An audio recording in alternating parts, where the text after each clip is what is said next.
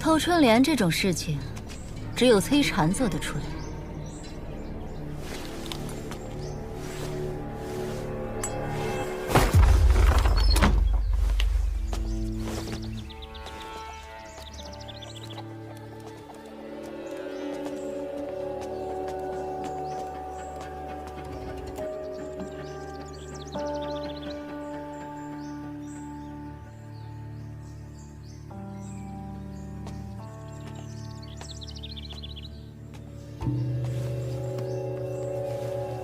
这些书在大离京城市价多少？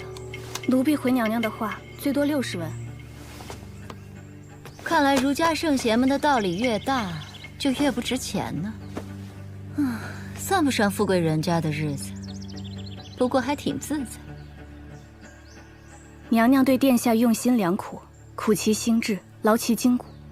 这话就虚伪了。真正受苦的孩子是隔壁那个孤儿。我家木儿可称不上吃苦。福禄街卢氏送来的那几页，连他们自己都不敢翻看的古书呢。我记得其中有门有趣的小法术。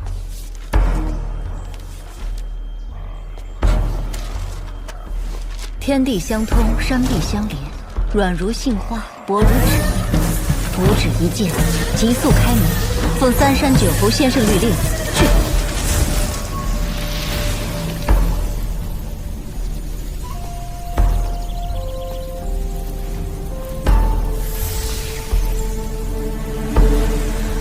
有意思，书中记载神通与当今几派术法差异很大。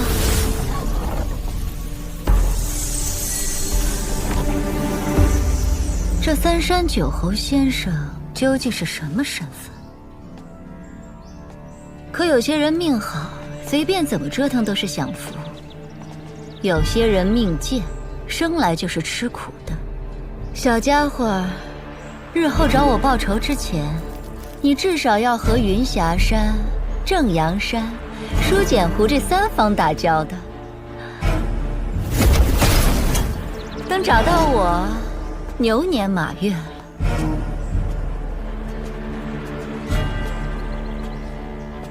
记得把锁修好，还有里面那个。天地相通，光阴穿山，神入上旋，念追地替，无念一瞬，急速现象。奉3山9湖先生律令。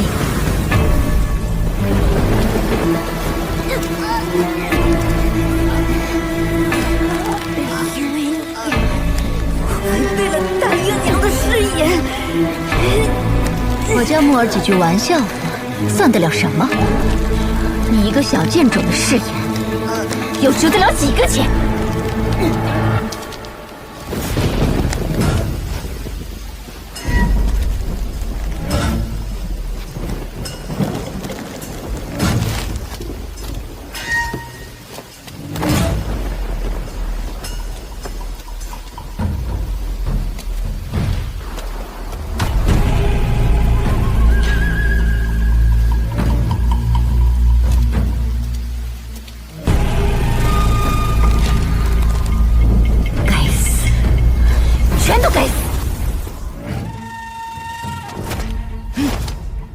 怎么，王将军觉得不对？虽然不知更多的内幕，但动辄杀伐，我确实觉得不对。不愧是归降卢氏王朝的头号猛将王义府啊！8进5人说话就是硬气。王将军是讲道理的人，如今身处一个阵营，别一言不合就打打杀杀的。我很不喜欢，不过这人呢，总是会把菩萨心肠当成天经地义。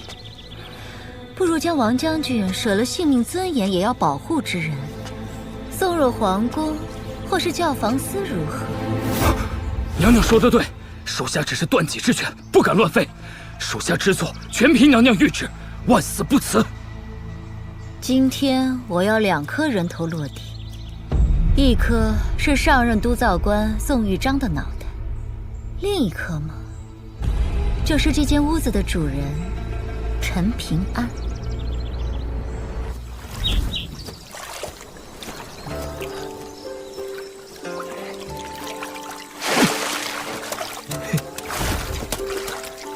小宝平，你听齐先生说过外面的世界吗？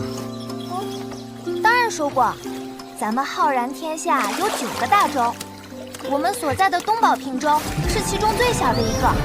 但即便如此，宝平洲依然藩国无数，王朝如林，奇人异事数不胜数。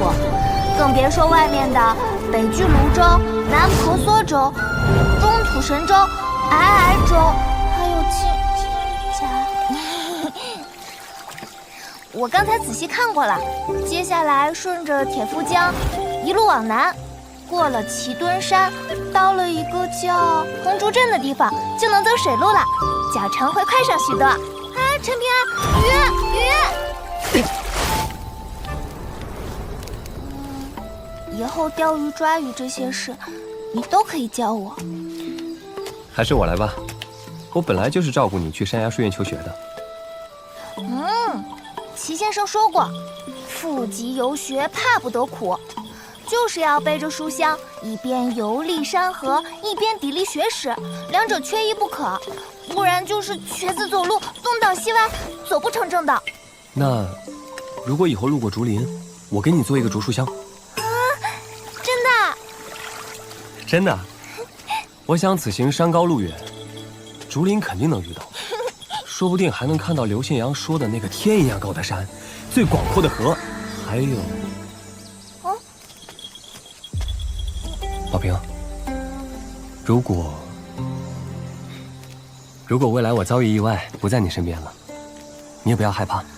那些山虽然看着远，但只要咬着牙，脑海里想着不管怎么样走到山脚就好，就真的能走到山脚。陈平安，你不能抛下我，我什么都不懂，一个人肯定会傻眼的。收！我是说，你一定能够走到山崖书院，而且你会读很多书，见很多世面，说不定就能成为天下第一个女先生、女夫子呢。陈平安，你头上的簪子是齐先生送你的？是啊。这是齐先生的先生送给齐先生的，然后齐先生又送给了你。那从今天起，我就喊你小师叔好了。为啥？这样的话，如果哪天你打算丢下我，就会想，我陈平安可是李保平无比敬爱的小师叔，这样就会有一点舍不得啦。哎，能不能不当什么小师叔啊？放心，我不会丢下你的。不行。那我不给你做小竹箱和草鞋了。啊！世上哪有不给我做小竹箱和草鞋的小师叔啊？爹，那个泥腿子凭什么跟小姐这么亲近？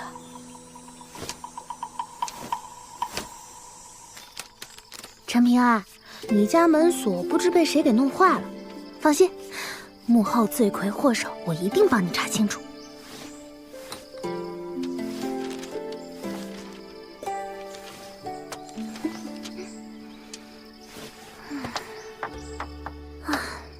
爹，你给陈平安找的剑修到底行不行啊？不行。阮师，我再买下神秀山周边4座山头赠你，如何？多此一举。你为何执意杀陈平安？不惜花费如此大的代价，以至于让他离开大黎边境再下手也不行。圣人面前无虚言。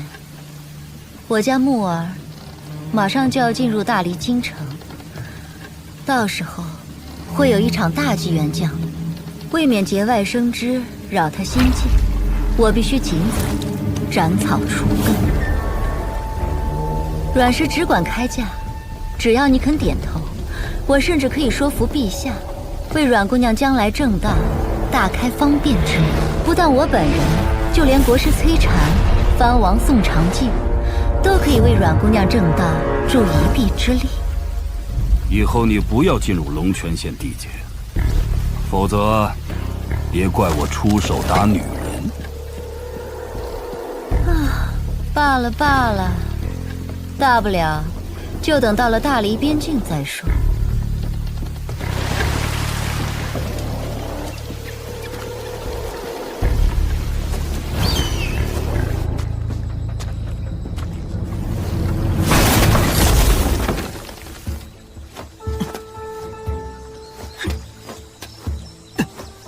爹，我们要躲到什么时候？既然小姐不想我们跟着，就见机行事。怎么，不服气？难道忘了是谁把你教训了一顿？我可是武道2级，要不是当时在小镇，你不许我运转气机，我一只手就能撂翻他。那个少年境界虽然不如你，但底子比你扎实。除非是点到即止的切磋，否则你赢不了他。而且当初人家还不忘拉你一把，换做爹，不给你加一瓦片，就算厚道的了。所以说他是傻呀。咱们二公子说过，妇人之仁，活不长久。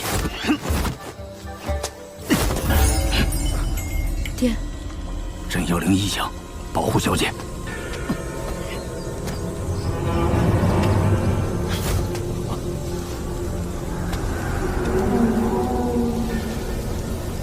宝平，身后。小师说，书上说，这世间有山精鬼魅，妖物作祟，他们性情暴戾，喜欢引人心肝做下酒菜，尤其是读书人，则会最为险难。你平时看的都是什么书？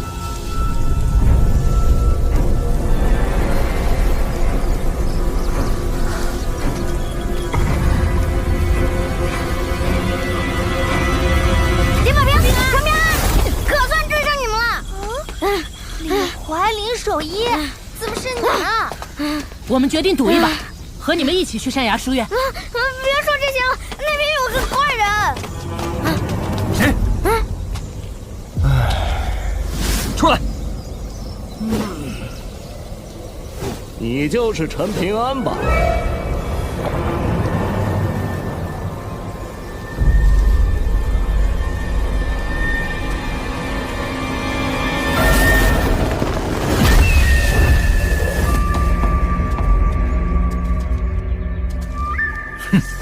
故意绕开主路，专挑这等险地。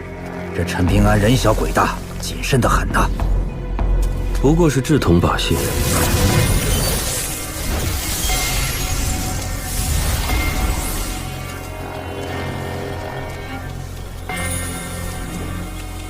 跟好他，等出了大黎边境，去人头复命。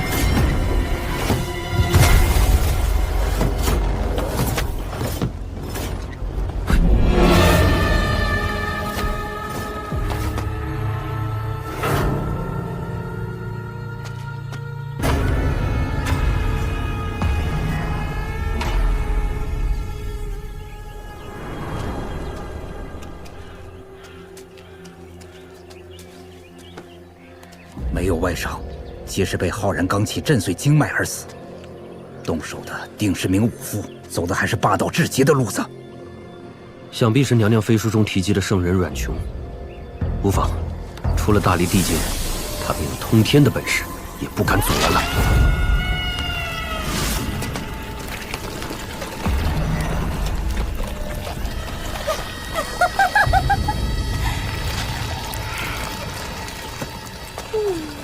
那伙人碰不得，这两个就当是补偿了。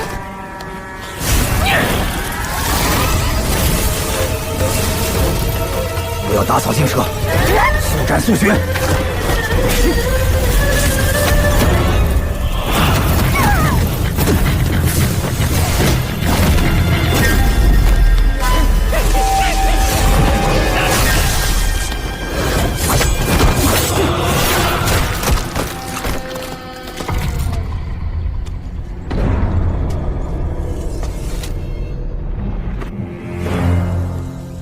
你就是陈平安吧？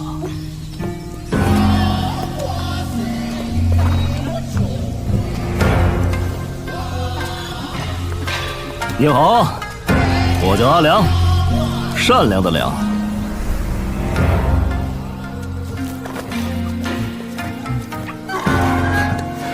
我是一名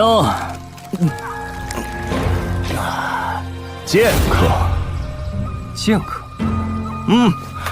暂时找不到配得上我的剑，所以只好以此代替，用来羞辱天下用刀之人。别这么严肃，自己人。我会送你们到大黎边境的野夫关，在那之前，我们结伴而行，有个照应。你怎么会知道我们的路线？因为我猛呀！龙王打哈欠能吸进去一条江，真是好大的口气。朱可叔叔，朱露姐姐，原来你们一直跟着。陈平安，我是李家仆役朱和，这是我女儿朱露。我们此行奉老祖宗之命，护送你们去大隋。小叔叔，对不起，我怕你不喜欢他们，就骗他们去小镇东门了。喂，叫阿良的，今天不把话说清楚，我就当你是我砥砺武道的磨刀石了。你认识阮师傅？久闻大名，听说他女儿出了的愈发清新动人了。你再说一遍。我是风雪庙神仙台魏晋。我叫阿良。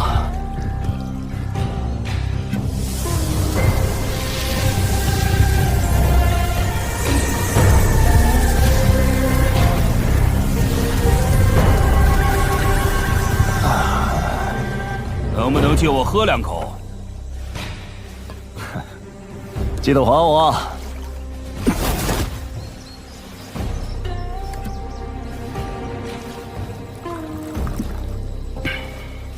都说魏晋为情所困，这只杨剑壶中蕴藏的剑气精纯浩瀚，透着一股哀伤，应该是他，不错。更何况以魏晋的修为，想要从他手上杀人夺宝，那此人的境界岂非登顶？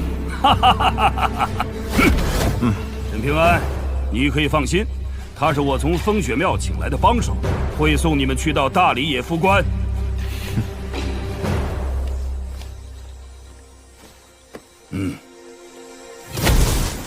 凭什么小师叔和我要带上你们两个拖油瓶？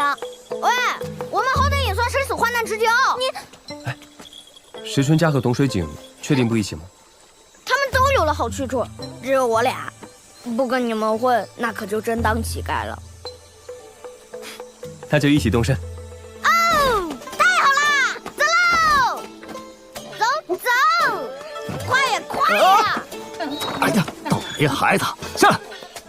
你算哪根葱啊？我是你失散多年的爹，亲爹。难道这小王八蛋的爹娘真有一段不可提及的伤痛往事？哈哈，上当了吧？跟我斗！哎呦，谁且小那么多呀？阿良，你要是考虑把驴子放我，我回头让我娘改嫁，咋样？小笨蛋！不听不听，我们念经。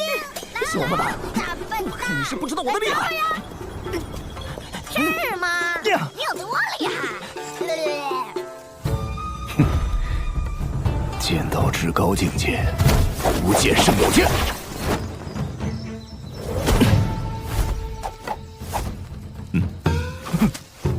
就吹牛。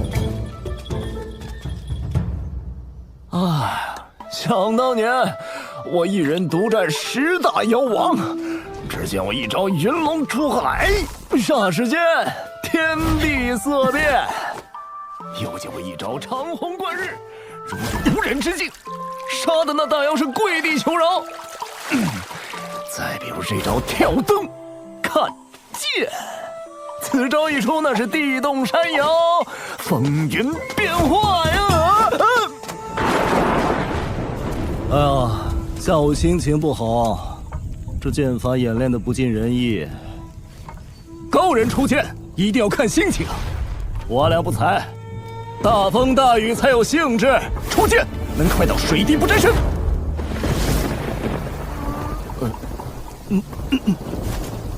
看啥看？老子脸上有花呀！哎，你们还有没有一点慈悲心、怜悯心了？看，让你们看，多找个趁手之物的。我去山上找，今天高低让你们见识见识上乘剑术。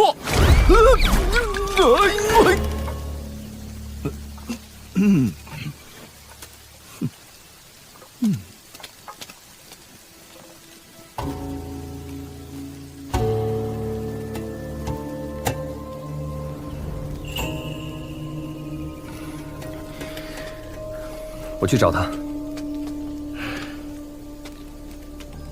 我陪你去，这天气容易出事。不用，我以前在山里采药，多遇到这种天气。我清楚地记得，阮师傅叫他的名字是魏晋。不可否认，这2天他很有意思，但也很有问题。他的身份总要弄清楚才行。朱伯伯在这里照看，我才能放心。多加小心。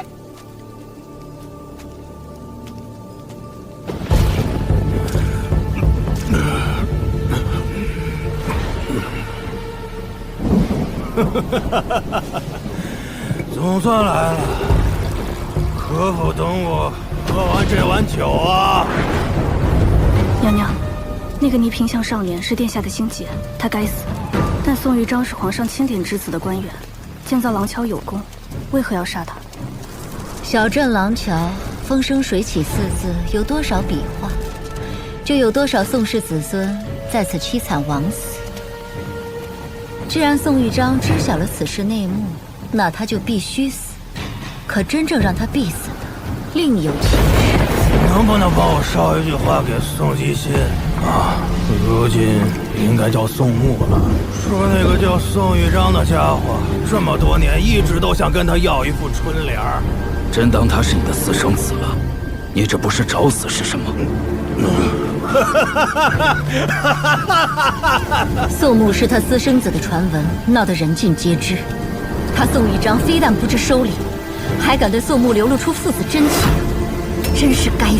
我宋玉章年少时喜读游记，看到东保平州最南端的老龙城，常年有大潮拍岸，天下壮观。那就当这一碗大礼酒是那南海大潮之水。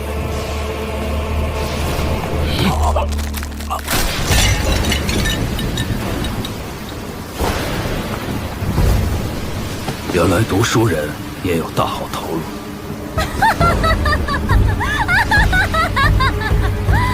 就是不知道这另一颗人头又能有几斤几两。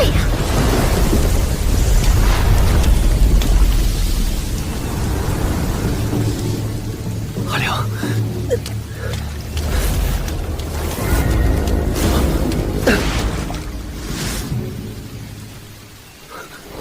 陈平安，跟你一路着实辛苦，想向你借样东西。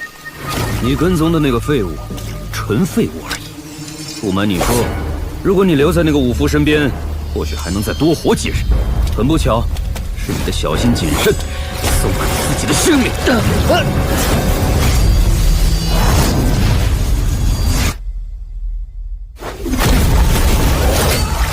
一个7境武夫，一个8境修士，围杀一个5到2境少年，有点意思。阿良，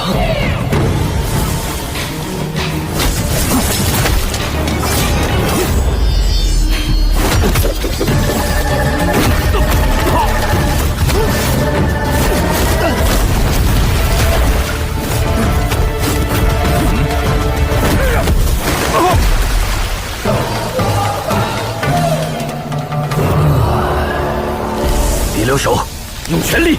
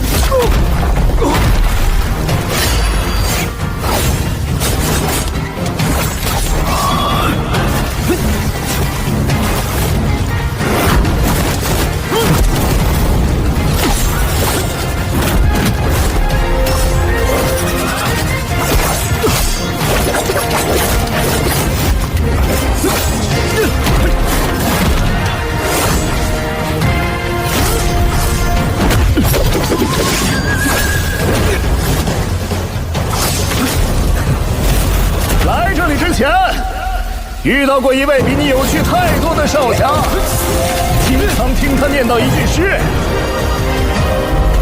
野夫怒剑不平视，磨损胸中万古刀。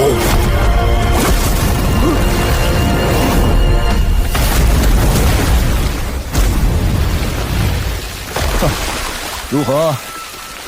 是不是觉得这句诗很适合这种天气？杀人之后拿出来读一读。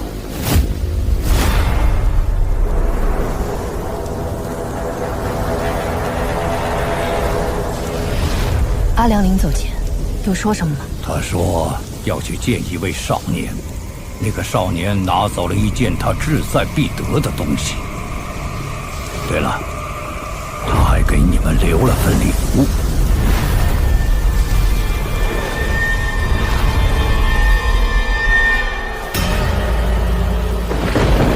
我来找你，是为了你头上的那根簪子。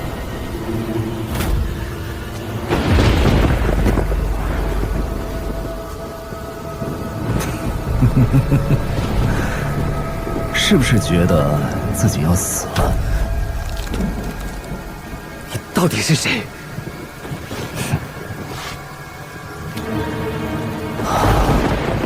我叫阿良，善良的良。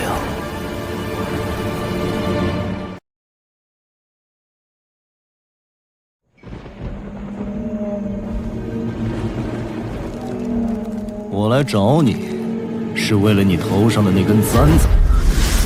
这根簪子很普通，只是普通的玉簪。你说了不算。你到底想要什么？你能不能放过他们？退一万步说，那根簪子是寻常的文人事物，也不属于你。退一百步说，那可是齐敬春保存了这么多年的东西，我不相信没有暗藏玄机。如果只退一步说，那就更厉害了，它甚至可能是一只文脉星火相连的幸运。陈平安，你觉得戴在你头上合适吗？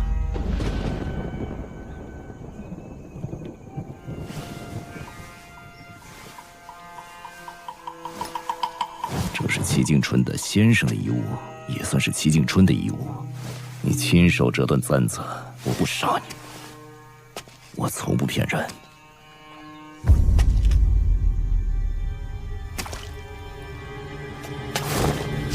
还真有点像。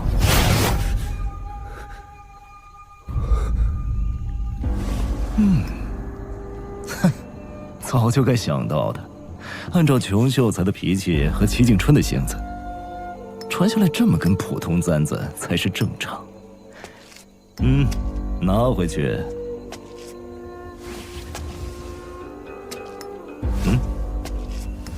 以后别做傻事，哪有死物比人的性命还重要的？活着，就是这天底下最大的道理。不管怎样，活着就有希望。记住，以后不管遇到什么，都不要对这个世界失去希望。阿良，你认识齐先生吗？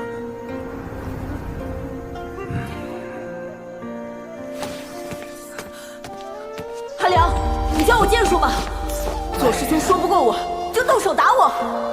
崔大师兄装模作样拦架拉着左师兄，但我瞧得可清楚了，他的手早就悄悄松开。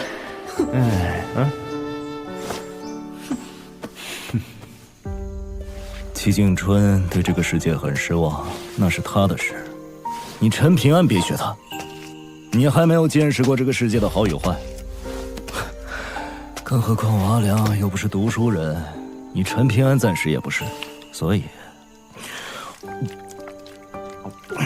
知道吗？你拿走了一样我以为是囊中之物的东西，我甚至已经在那个地方刻下了一个字，结果等我屁颠屁颠回来，是这么个惨淡光景。所以，你以后没有本事在那里刻下2、3个字的话，看我不休你！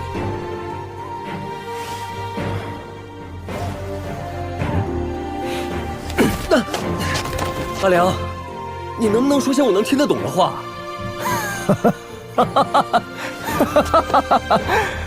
可以啊，我叫阿良，善良的良。对对对，我是一名剑客。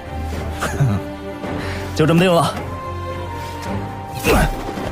我会送你们到大理边境，相信到了那个时候，那帮孩子也能轻轻松松远游求学了，暂时不会有乌烟瘴气的事。但在那以后，你就得自求多福了。能不能带他们走到大翠山崖书院，能不能活着回到大理龙泉，全看你自己本事。阿良，谢谢你。我之前觉得你不像个好人，但现在我可以相信你了。不信哪够啊！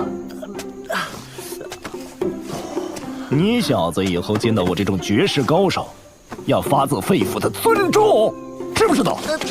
阿良，你那么厉害，你打得过朱和？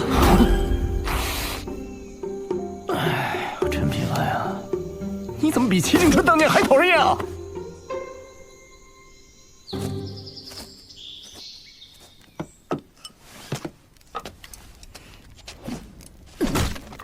哎，阿良，陈平安说你昨天晚上上山拉屎去了，因为这样就可以不擦屁股。是陈平安说的啊？阿良，你人帅脾气好，我有一个姐姐，要不要以后介绍你们认识认识？她叫李柳。名字虽然难听，但人可漂亮了，绝对不骗你。林守业和董水晶2个色片都演唱我姐呢。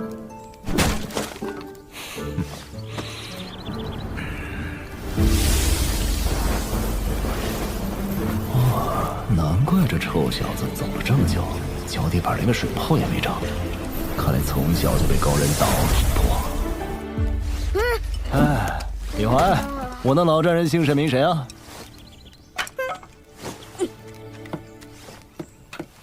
他爹叫李二，小镇出了名的酒鬼混子。李怀没少因为他爹被人嘲笑。小兔崽子，身在福中不知福呀！有心事啊？要不要喝一口？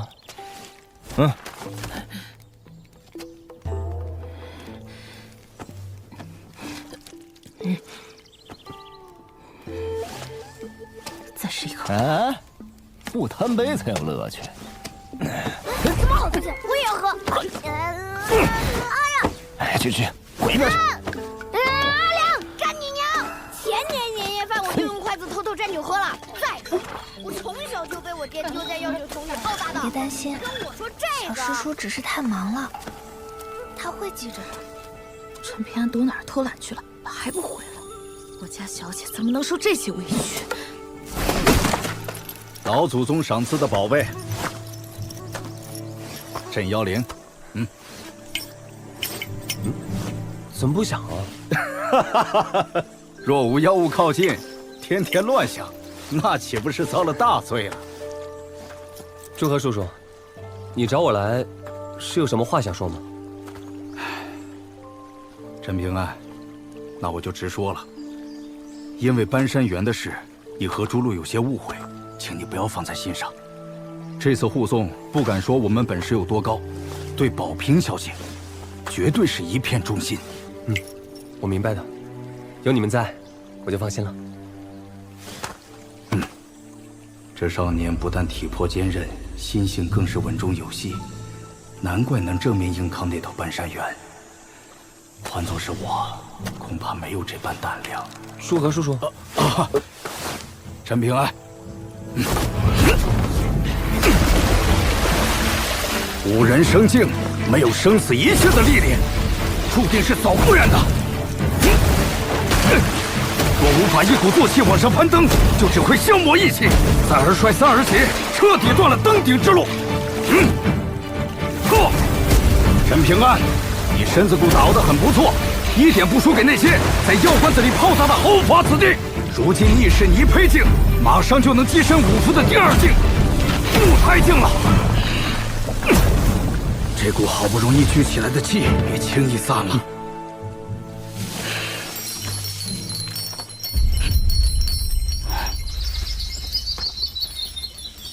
此地不宜久留。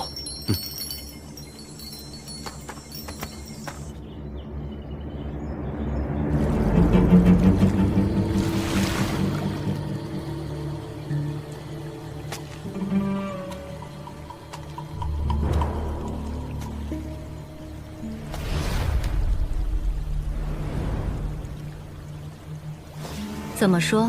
两人皆是一刀毙命，经脉皆碎。风雪庙何时这么天下无敌了？随便跑出来一个莫名其妙的家伙，就能杀人，跟杀鸡一样简单。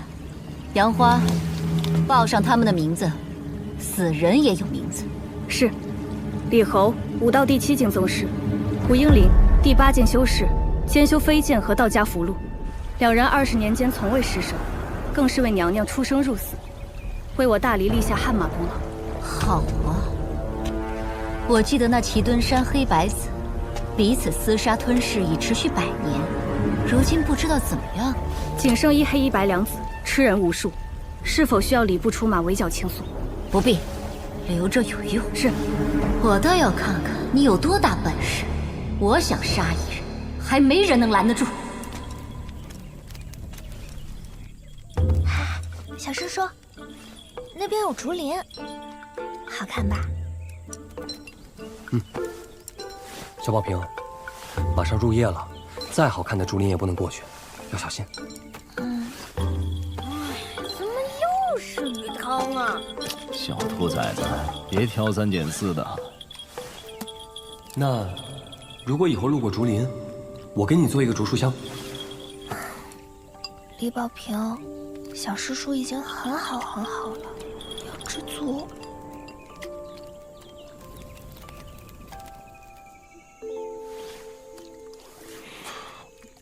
阿良，你其实不是阮师傅找来的那个魏晋吧？那家伙9品奇差，哪有我半分潇洒？我教了他一手上乘剑术，那小子茅塞顿开闭关去了。嗨，葫芦是酬劳，毛驴嘛，我帮着照顾而已。练武之人不能喝酒的。嗨。阿良，这次远游大隋，其实我很怕自己做不好。哎呀，你做的已经足够好了。这一路上你就没有睡过踏实觉，不仅要守夜，还要磨刀喂驴，更要计算每一个人的脚程，还要提前打探路线。光是生火做饭，这帮小崽子们就众口难调。哼，换成是我，早撂挑子了。唉，可你陈平安也只是个屁大点的孩子呀。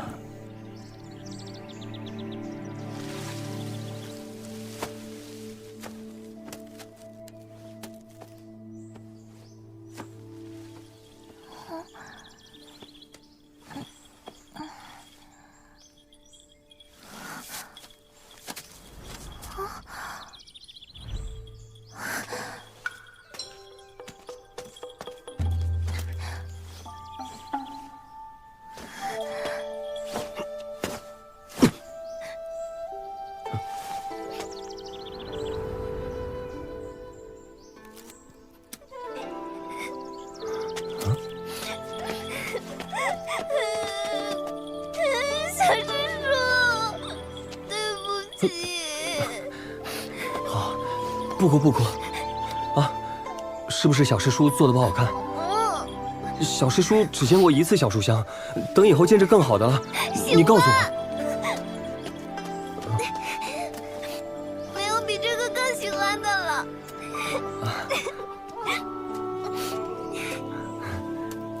果真是人心如花木，既向阳而生啊！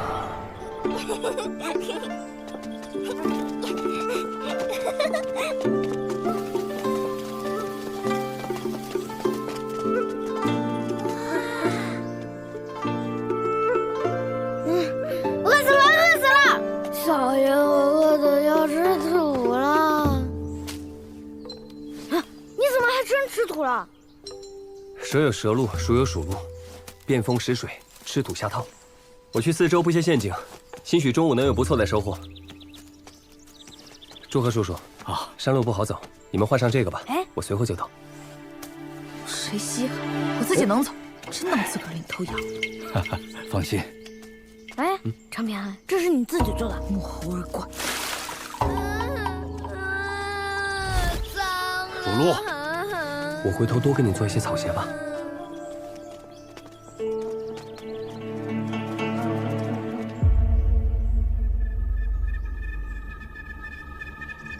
我虽已知五夫五境，但从未离开小镇，欠缺实战。若真要对付古怪东西，怕是悬。为保万一，只能如此了。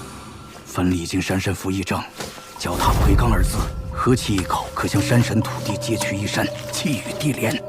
啊，这张符箓可承受不起月子的重量，我劝你起个别的月子得了，省得请神没成，还惹恼了山神。阿良前辈，这茄墩山真有那土地或是山神盘踞，为何还有这么重的阴煞气息啊？谁跟你说山神土地就一定是好人呢？小师叔呢？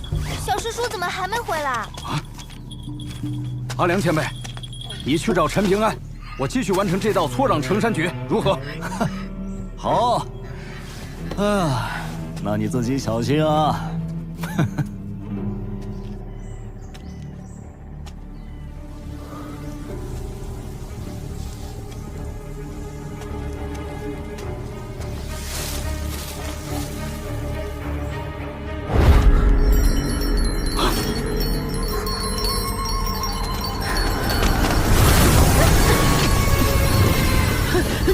奉三山九侯先生律令，是。完了，山神作祟！我们不要自乱阵脚。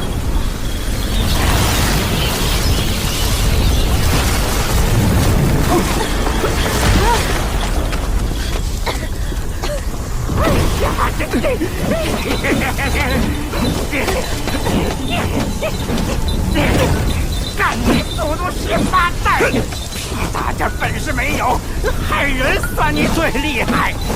老子可怜西岐躲了几百年了，好不容易等到大理朝廷敕封山水正神，媳妇熬成婆，结果你给老子看出来了你！屁！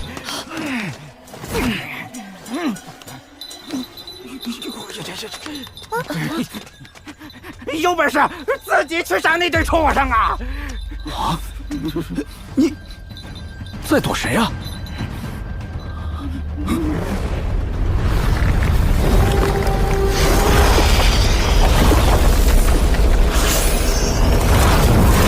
那几个玩好吃，去吃他们，就不用惦记我那臭皮囊了。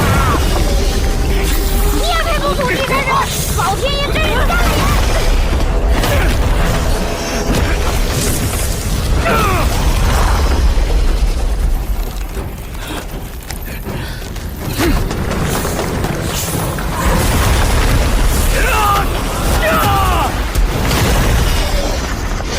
别等你！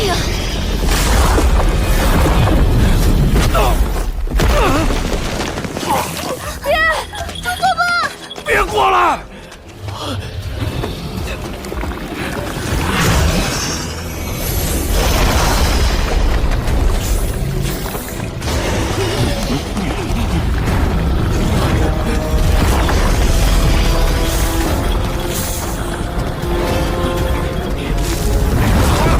我毕竟是土地神器之一，你吃了我，将来那些山水正神一定会给你下绊子的。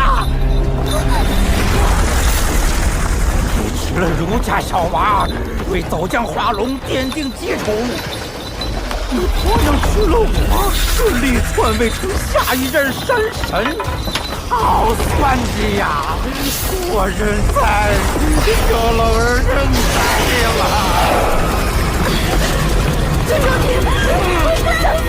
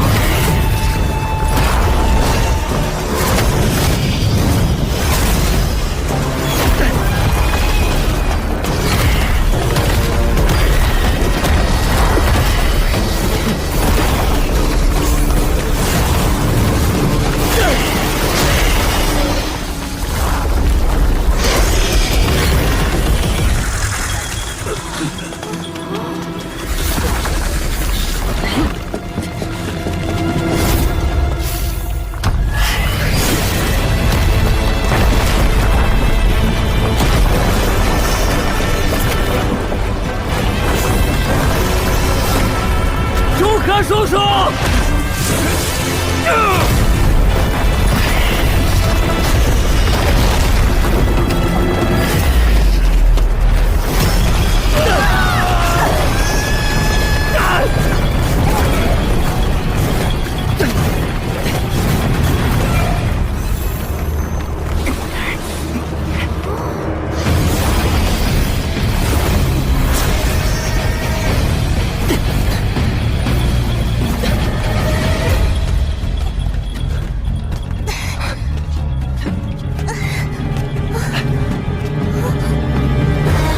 没完没了啊！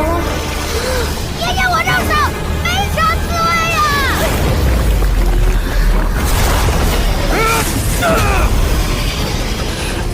你们快走！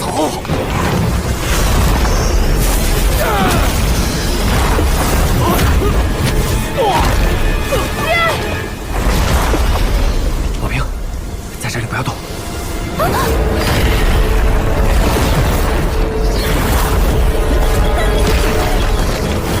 抓住！别放手！朱洛，保护宝平！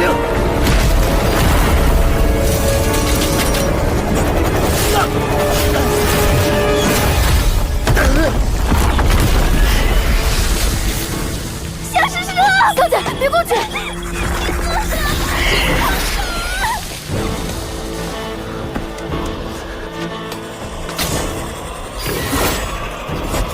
来呀！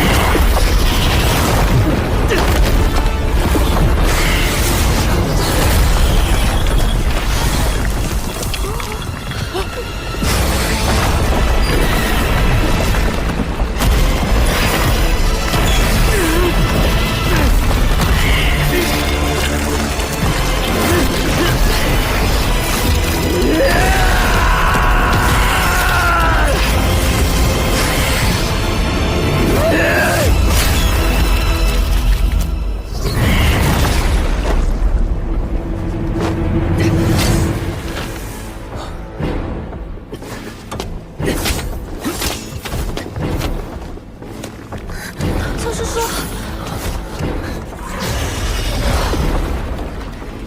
他为什么回去了？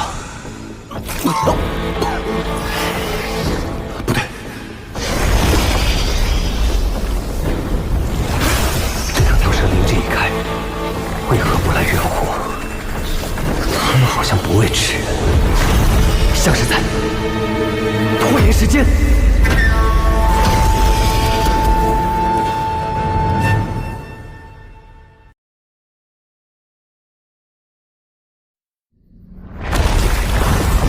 别挣扎了，这孽畜故意不着急吃掉你，无非是在等你完全激发气血，否则哪怕吃了你，仍是消化不掉你的精气神。要晓得，那才是真正的大补之物。束手束脚，窝囊是死，不如放开手脚，痛快一战！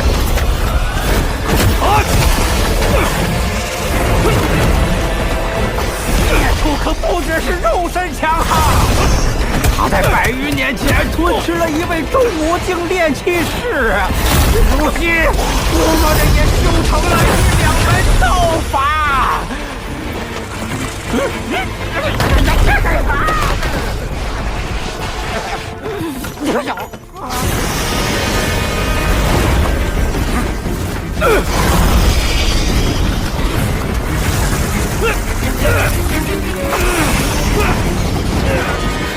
快，把此诀踩平，我就能不受此符束缚，助你们一臂之力。快呀！再犹豫就来不及了！难道你们要眼睁睁看着自家长辈历劫战死吗？朱露，别去，他们有可能起火了。两条孽畜全都不拦你，就是想让你踩掉那个字。你动动脑子！一会儿的，阿良前辈呢？他怎么不来救我们？我不管，我要救我爹，我要救他！你们根本就没有人在乎他的生死！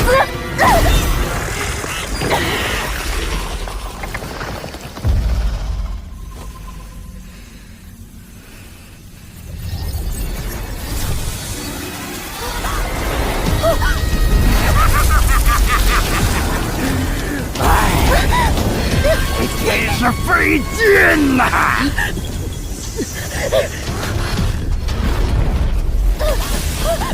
救父心切，理解，榆木脑袋，同情。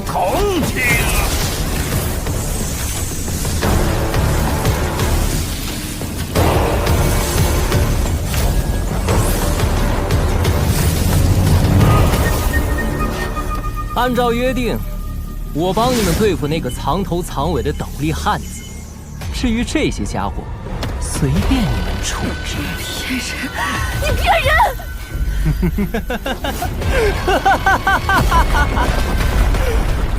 大黎这次封赏山河神奇，我撑死了就是恢复土地正身。可你爹竟然喊出了那位先生的名讳，实在是震撼人心呢。等于帮我魏博重新钦定了土地之身。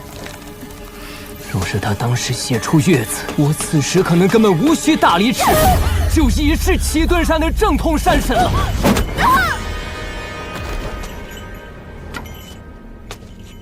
那个阿良呢？不拜山头也就罢了，还敢做我的交椅，还从中做个让月降字，给我滚出来！滚出来！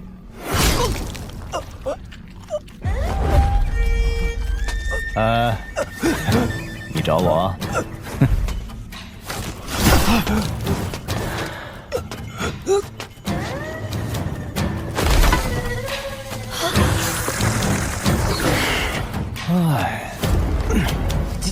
前辈，今日误会，是我唐突了。你们仨配合的真是天衣无缝啊！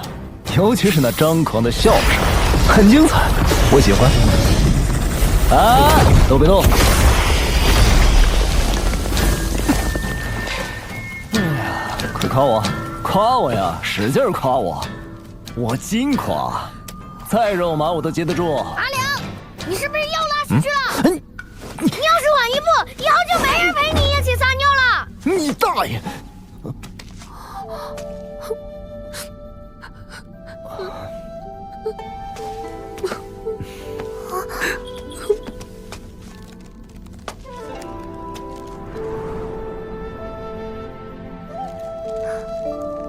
小师叔，不打紧。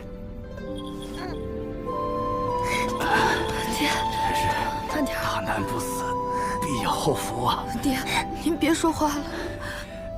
多谢阿良前辈出手。到了红烛镇，请你喝新酿的杏花春。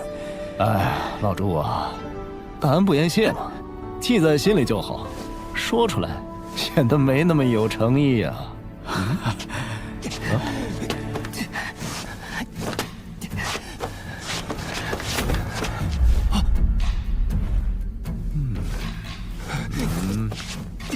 坑见大姐，不要再戏耍小的了，杀了他们！为什么？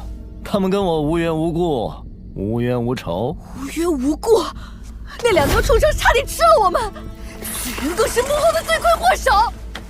你明明有这份能耐，为何不做？这两条孽畜怎么就杀不得？哎呀，你这口气倒像是我未过门的媳妇儿啊！不行不行，我其实喜欢年纪稍微大一些的，我喜欢这样的。你不可理喻！鹿儿，不可无礼，一切交由阿良前辈自行处置。好啊，那我就说了算了啊！老话说得好，做人留一线，日后好相见。可害我受了这么大惊吓，没有一点补偿就不合情理了。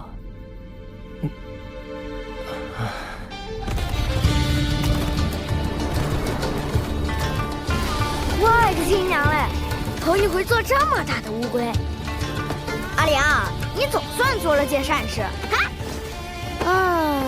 我要是有阿良的本事就好了。你能吃苦？当然。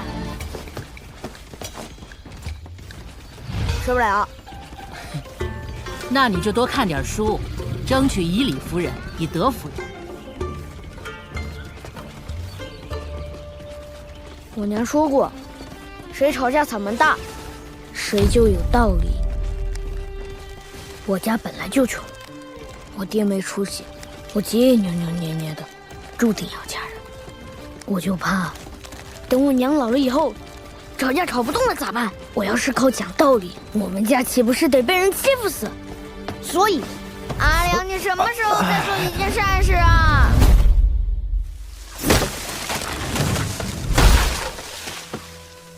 这李怀不得嘚瑟死，到头来反而我们保平的小竹乡最普通了。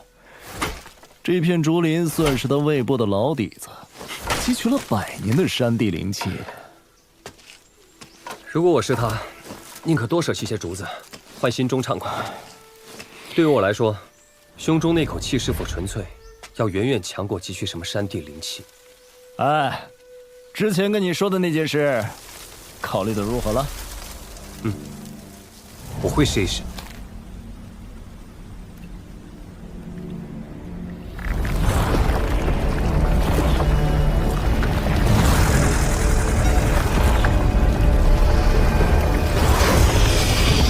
我希望你们能坐镇落火山，帮我看家护院。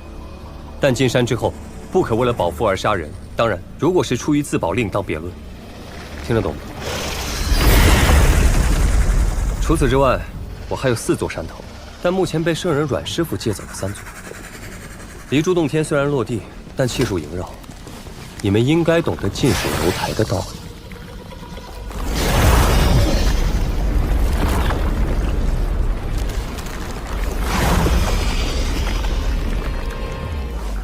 奇墩山比起我家的山头，灵气肯定远远不如。你们在我家地盘上修炼，应该会事半功倍。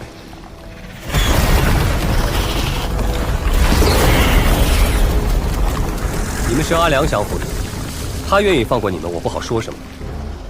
但如果我有阿良的本事，你们敢惹我，敢当着我的面胡乱吃人，今晚的宵夜就是对蛇肉。别插手，祸兮福所倚，福兮祸所伏。他陈平安是有，你也是有。大仙，这是何意？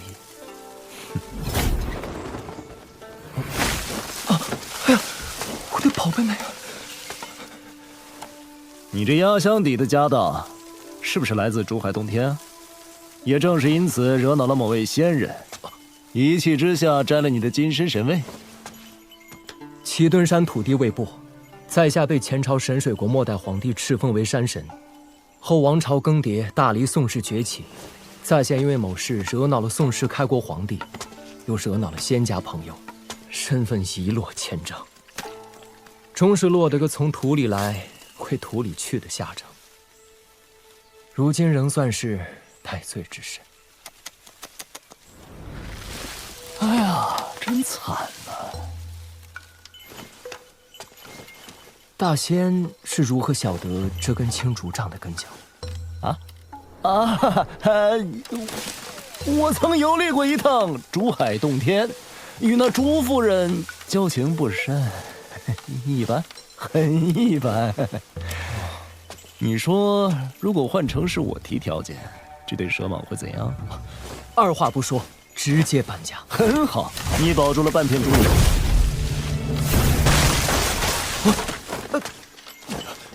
大仙息怒，大仙息怒。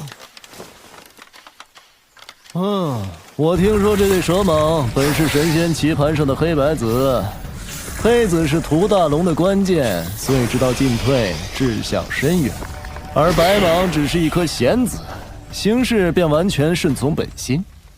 那你还敢让他孤身赴会？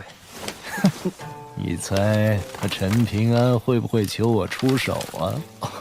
那肯定啊，没人会拿自己的命开玩笑。好啊，我们打个赌，我赌他会求，你赌他不会。那要是我输了，你输了，剩下的半片竹林就没了。我还会把你打回原形。敢问大仙，小人赢面有多少？1/10。1%。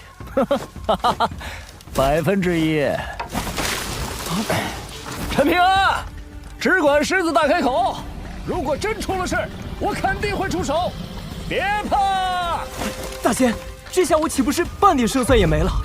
那可说不准，万一这少年身上还藏了些压箱底的手段呢？好处我刚才已经说了，同意与否，你们自己选。阿良必然不会出事。我们家乡有一座螃蟹牌坊，其中有一块匾额上写着4个字：莫向外求。自己都做不到，如何要求别人帮你？这一点，阿良肯定比我更清楚。如果我需要阿良出手才能镇住你们，那你们早晚会无视约定，在我家山头随意伤人。所以，你若只是忌惮他，大可不必。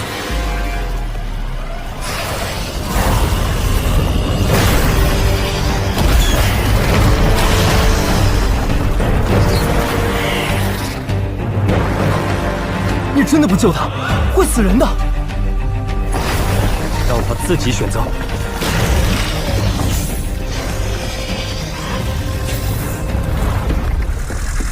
我看得出，你因为折损一翅的事而恨我。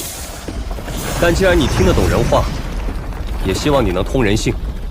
答应与否，你只需要点头或者摇头。丑话说在前头，若不答应，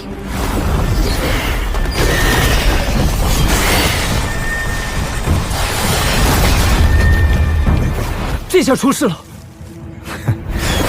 那也是他自己选的。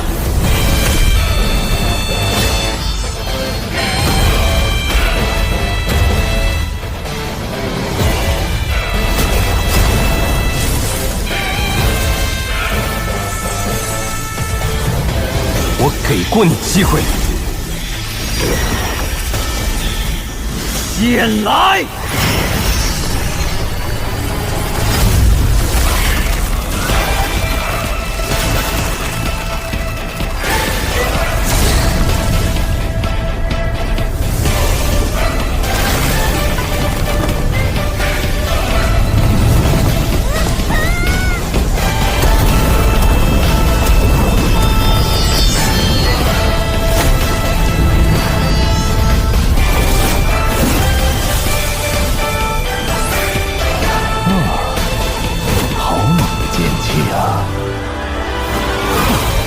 不愧是他所赠。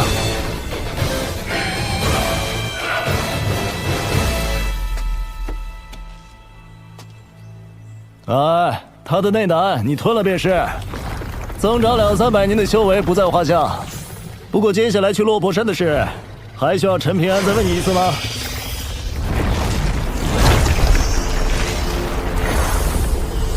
相依100年的伙伴，竟真能同类相识。一山容不得二虎，他们可没有你这般读书识礼的运气。你看他的样子，其实早有打算。我也是顺水推舟。这个山精魑魅，皆以食为天，给了他威慑，再给点甜头，换来他帮你去落魄山坐镇气运，很划算。哎，少了一缕这么厉害的保命剑气，就不心疼？不心疼，之前攒在心里的一口气总算出了，现在痛快得很。哦，怎么个痛快法？以前我练武就是为了活命，但现在觉得目标可以再远一点，再高一点。你做了比亏到姥姥家的买卖，你知不知道？你害得我输惨喽！你拣选一根好一点的老竹，我要换一把竹刀。就当是你朋友的赠礼了。还有，我那朋友帮你赢下了半座竹林，做人要知恩图报，你意下如何？理当如此，天经地义。哎呦，嘿嘿，坐地分赃喽！哎，规矩只有一条，一人一剑，不许反悔啊！想独吞啊？阿良，分了宝贝，这盒子送我呗。你算哪根葱？我娘改嫁这事儿你就别想了。但如果你娶了我姐，我就是你姐夫了。那就小舅子。小师叔，你怎么还不来拿宝贝？你们先拿就是，我最后一个选好了。没关系，小师叔，我帮你选。我给小师叔挑东西。我只要这本书就好，不跟你们抢其他东西。哼，嗟来之食，我才不稀罕。阿良前辈，这真是传说中的英雄胆。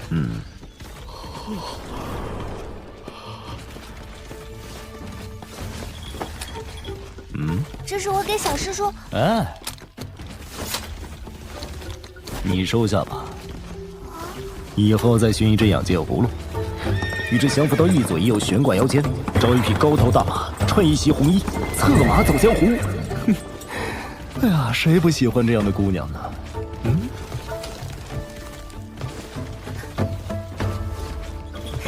小师叔，阿良说这把刀可好了。好就收下。小师叔又不练刀。对嘛，陈平安是一名剑客。说话算数，这匣子归我了。哈哈，你有那么多宝贝放吗？还我！我答应帮你在落魄山建造一座小竹楼，做赏景之用。到时候，我便与黑蛇一同前往。希望我们的这桩善言能够善始善终。好自为之。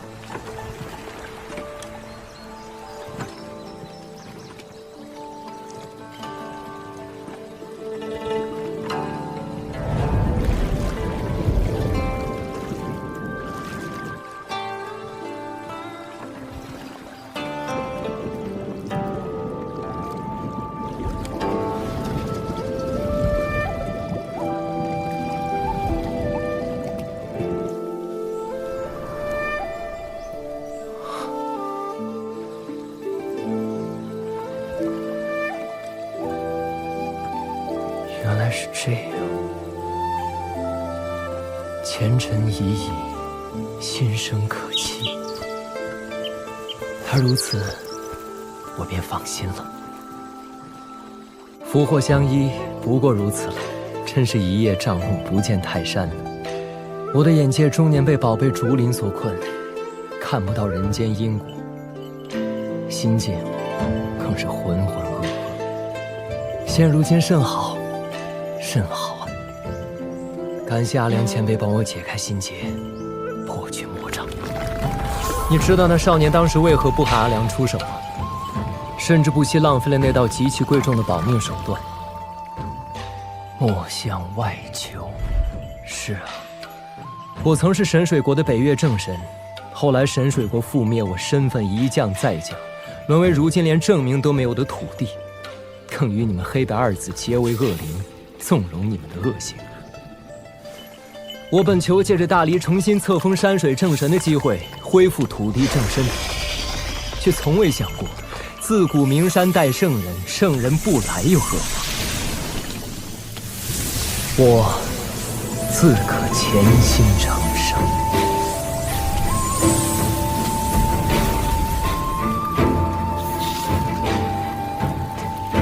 算是那少年送你的乔迁之礼。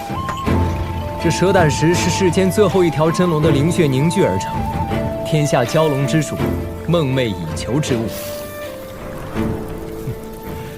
走了，你我便去那落魄山，做那落魄人。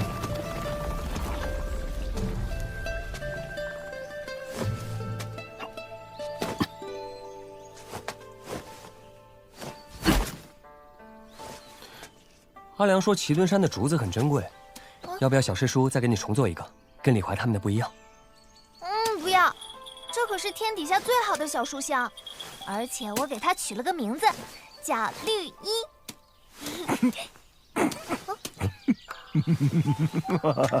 这是什么配色呀？幸亏小宝瓶够可爱，不然能让人笑话死。阿良，等落魄山的竹楼建成，你给取个名字吧。就叫阿良很猛楼。那我换一个含蓄些的，就叫猛字楼。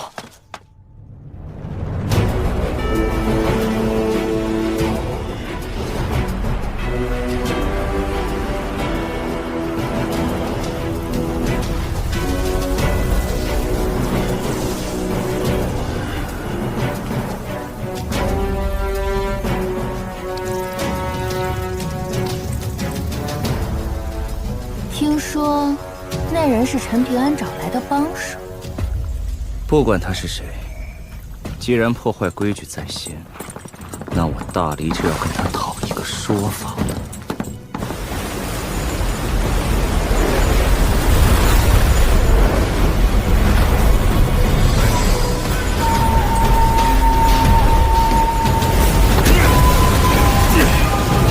我很好奇，那个叫阿良的刀客有多强？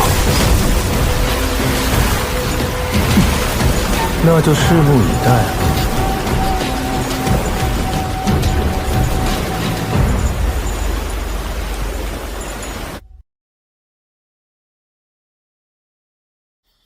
朝廷密令，方圆千里之内的山水正神、土地河婆、城隍阁和文武两庙神祇，形成四方围剿之势，皆要出手截杀一位名叫阿良的佩刀男子。若有人畏敌不前或故意隐藏实力，事后一律打碎金身，限制除名。我等生前已为大黎战死过一次，如今得享香火数百年，就算拼了金身碎裂，也要让那狗胆恶僚于此受首。红竹镇城隍拜见吏部郎中大人。此次围杀是各位建功立业的大好时机，如今我大黎铁骑的南下脚步势不可挡。一旦版图扩张，只会空出更好、更高的位置来，所以就有劳诸位了。定当全力以赴。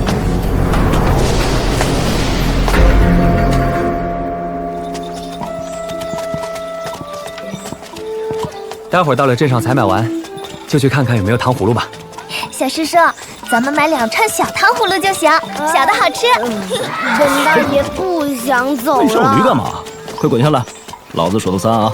3，我就不。小兔崽子又屁眼了驴是吧？都没叫，你给我叫什么？爹，山野境内通常无法靠近封建的城镇，对吧？那应该可以松口气了。行了，走。你们呢？关老爷，我们请大人行个方便，通融通融。没有护戒官文就滚吧！还不快滚！妨碍关隘通行，依大黎律，杖20。我家老祖宗没交代过此事，护牒官文我更不懂是什么东西。爹，护牒官文是通过关术时必备的通行证，大黎军阀赏罚分明，要么极轻，要么极重。咱们老百姓跟这些兵野起冲突，占不到便宜。哎，等一下，干什么呢？护牒官文，挺上道。干你娘的阿良！本大爷要宰了你的驴！放下他们！等一下，关老爷，我们是从大黎龙泉县来的，请问护牒官文哪里可以补办？是郡县堪舆图，只有1州刺史衙署才有资格呈到密册。说，你怎么会有？真是阎王好见，小鬼难缠。小师叔，怎么办？看来逃不掉了。不是吧？真的？且慢，在下程生，红竹镇枕头驿驿丞。敢问可是龙泉县诸河先生？不知林守一公子是否也在？我便是龙泉县林守一。招待不周，还请各位贵客包涵。都是战场上退下来的老卒，脾气死犟，朱先生不要跟他们一般见识。啊，这些是你们各自的书信家书，早已送至我们枕头驿。林公子，这是你的信。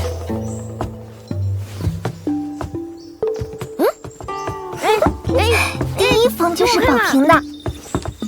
啊，宝瓶，还是宝瓶的。我有3封。怎么连陈平安都有啊？还好咱俩同病相怜。哎呀，想我没有啊？狗东西，给我滚出去！晚些时候我带各位到镇上走走。你怎么还有脸回来？唉，怕你少了个爹呀。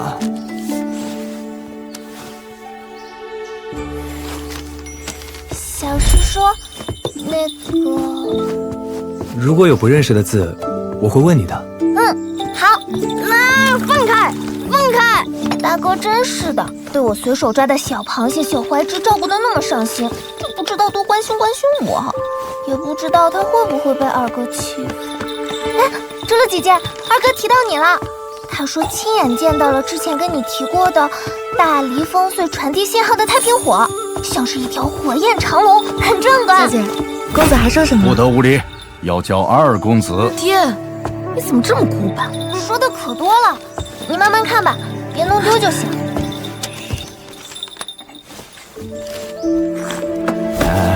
猪怎么回事啊？满脸春风的，比平时还要漂亮几分呢。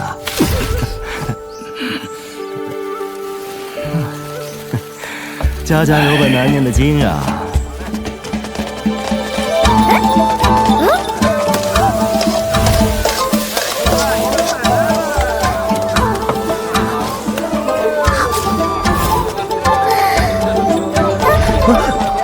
拿好。你慢点。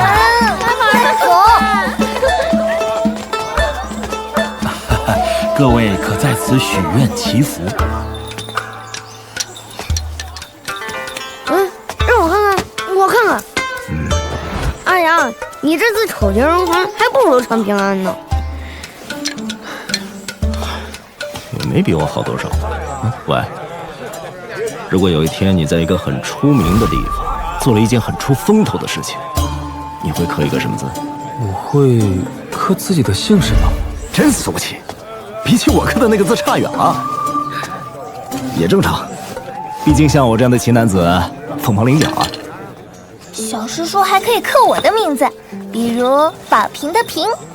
如果可以多刻几个，那就刻上心爱姑娘的名字。那你可祈祷他最好只有2个字喽，毕竟我那个字就已经占尽天下之大风流了。陈平安，你居然有喜欢的姑娘了！是谁啊？我只是说如果。对了，阿良，你到底刻了个什么字啊？我那个字，铁画银钩，天下无双，比什么浩然、雷池好上太多。这里是让男人敬仰，女人腿软，天地都震颤的猛。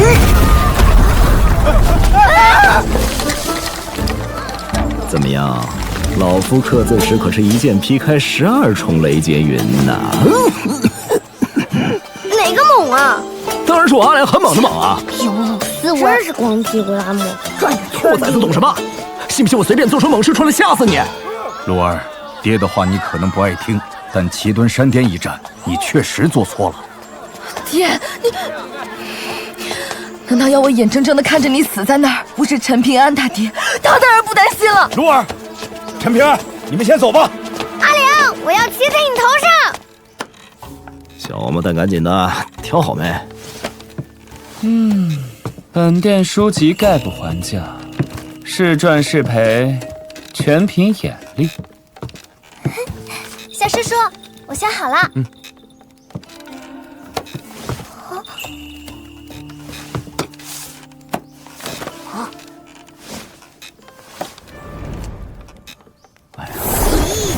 东。李大爷。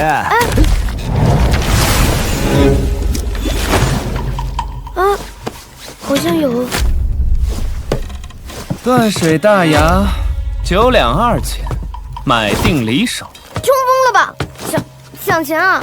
本店书籍概不还价。买来会不会看？嗯。哎，不给自己买一本啊？我字还没认全呢，买书做什么？阿良，那书铺的主人怎么感觉有点古怪？相比这个家伙，真正的麻烦还在后头。不过跟你们没关系。阿良，啥意思？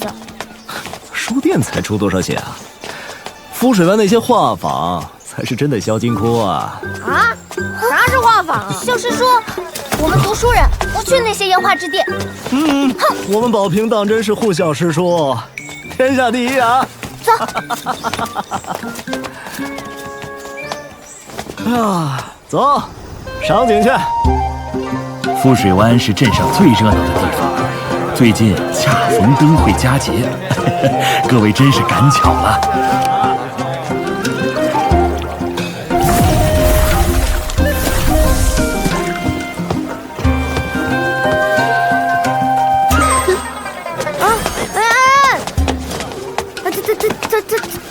他们怎么？小兔崽子，就会窝里横啊！这些女子怎么画的都跟狐妖似的。小子，不懂了吧？这是红竹镇有名的花酒。我们红竹镇是三江汇合之地，这些船女都是前朝神水国的亡国移民。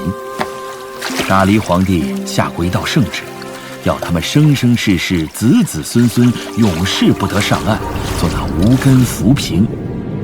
老常，你快多给我们讲讲这些妖艳船女的故事吧。哎呦，你这小孩人小鬼大，又不是我一个人想听，阿良也想听，我帮他问的，对不对？阿良，你小子要点脸行吗？哎，说来也是段伤心事。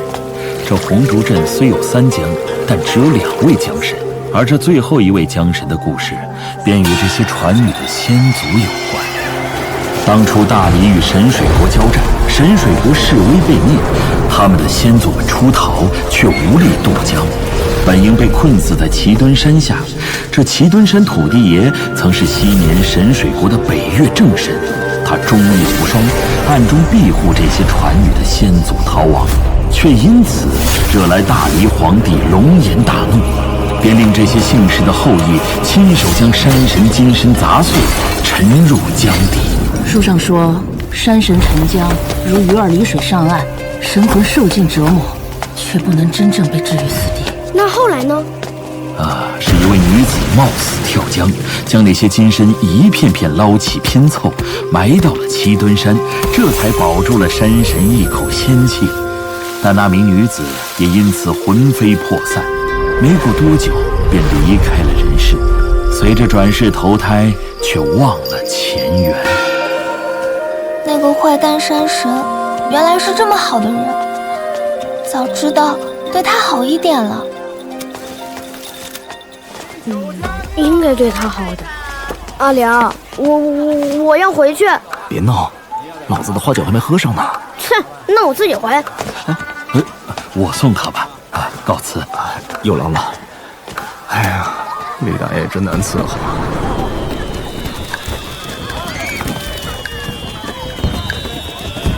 鹿儿，找了你好半天。本来想买把匕首，路上防身用。爹之前严重了，你别过意不去。没事的，爹，我确实看不起陈平安，但一路走来，我也知道自己为什么不如他了。哦，二公子说过，命好的人躺着也能享福，命不好的人来这世上就是遭罪。他陈平安命不差，至少不用喊别人小姐、公子。前辈，你说陈平安他平时这么抠门，为何买书时又这么大方？对自己人大方点没什么。再说了啊，他这买卖也不亏啊。那本断水大牙是不是很值钱？有些年头了，怎么都该值个几千两银子吧？难道小镇以外的世道，钱才是最不值钱的？市井中的黄金白银任你堆积成山，开销起来不过弹指一挥间的事情。普通人一生的积蓄，这些人却能随手挥霍掉，真是人各有命，富贵在天。出身是没得选，可活法有的选，毕竟路都是自己选的。爹，没有关系，二公子说了，到了大黎京城，有的是法子脱离贱籍。等军功积攒够了，说不定我还能成为高明夫人呢。我家女儿长大了，回头你和陈偏说声对不起，这事儿就过了啊。等到了大黎京城，我倒要看看是哪位世家俊彦能娶到我的女儿。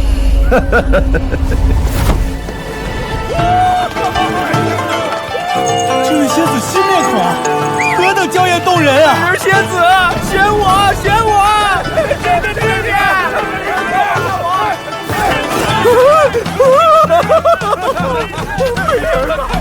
守身如玉，正人君子，死了自头上一把刀。仙子，仙子，你别走啊！啊，别！阿良前辈，让我来！姑娘，仙子，别走啊！金子喜欢吗？金子都不喜欢，仙子喜欢什么尽管开口啊！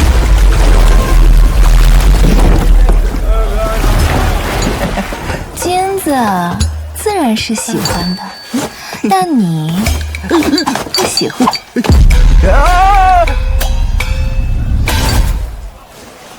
谢官人。哎，不是，那什么，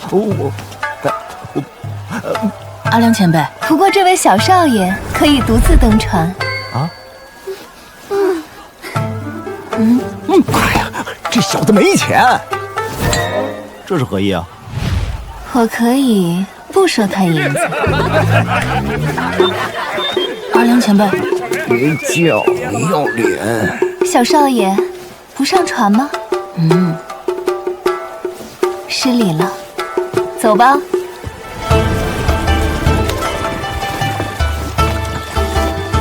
哎，白给的都不要，你小子没救喽！阿良前辈，莫非你是专程在等他？那妇人难道就是所谓的麻烦？哼，一时兴起而已。我只是想知道，这张渔网到底有多大？这边，小师叔发现没？那买完能不能给我剩点？哎呀，小师叔一直在看那本大礼，要买就买那本。反正这都是我全部家当了，这是我写的4份钱，不够的，你来凑。怎么感觉这么瘆人啊？好像有鬼。那名斗笠男子已经身处杀局之中，东南西北退路均已被堵死，更有大理守门人坐镇。你不用出手，用你豢养的那几尾清明鱼盯住他就行。这么大阵仗啊！我区区一个生意人，更帮不上什么忙了。几条清明鱼而已，换来的可是大好前程。这是你们大人物的风浪，我们这种小鱼儿，能讨个安稳日子就够了。安稳日子过久了，听不懂好赖话了。磨磨唧唧，弯弯绕绕的，有你没你都差不多。我丑话说前头，胆敢走漏消息，一律打碎击沉。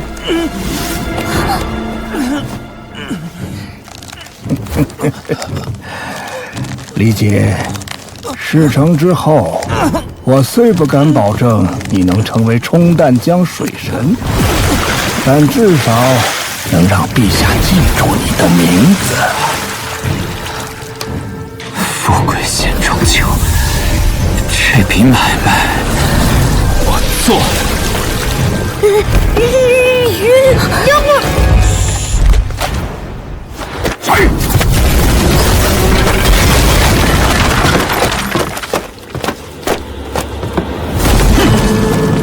方才分明有2个活物的气息。无妨，收网到了这个地步，就算走漏风声，也无关紧要。宝平，真的有鬼！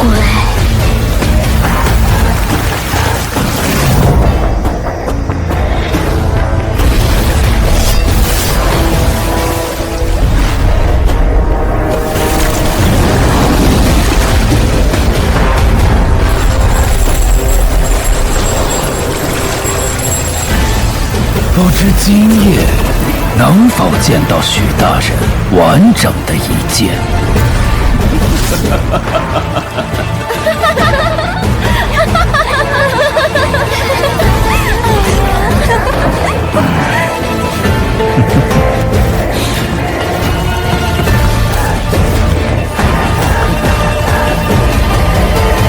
好，进来吧。遮掩掩，你们大黎就是如此待客的？墨家游侠许若，久闻阿良前辈大名，晚辈特意来请教一见。好啊，我正好想听你说道说道，这大黎到底是怎样一个大黎？你找我有事？陈平安，之前是我太冲动了，是的。你的好意，我心领了。陈平安，七墩山上的事情，我想跟你说一声，对不起。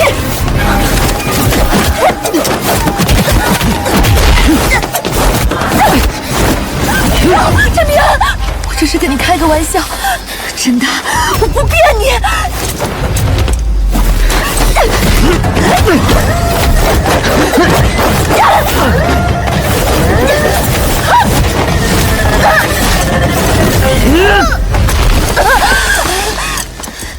我眼神很好，刚才看你第一眼就觉得不对劲，但我没想到你真要杀我。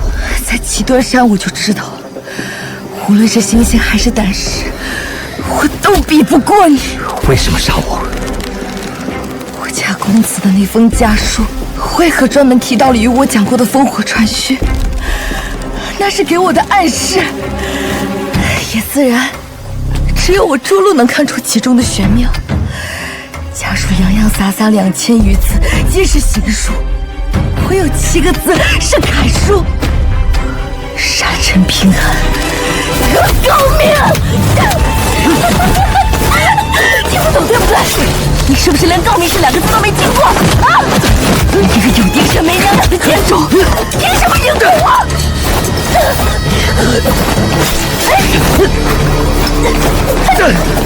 凭什么？我爹要我跟你道歉！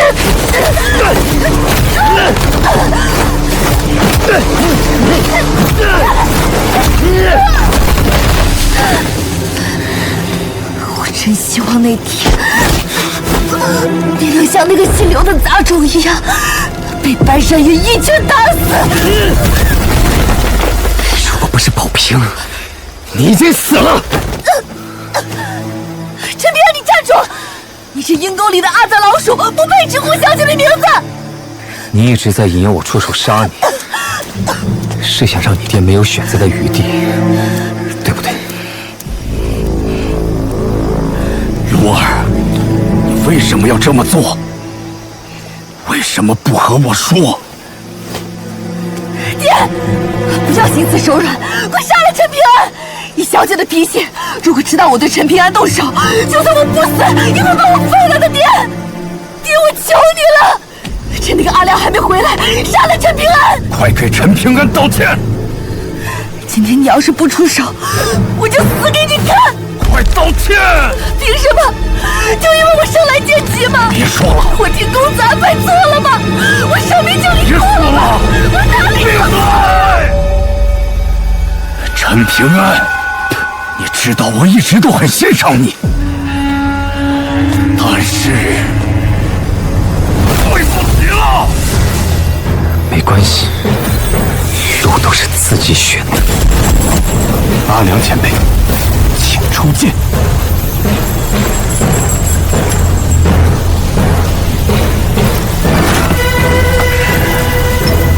太慢，把剑收了吧，也恢复了一剑敲的精气神。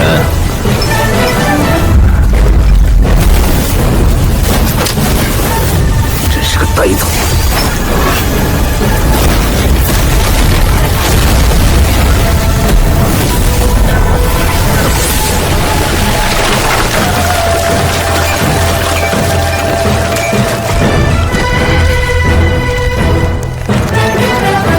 你有幸能请我阿良喝酒，就知道多问点关于我风光霁月的往事。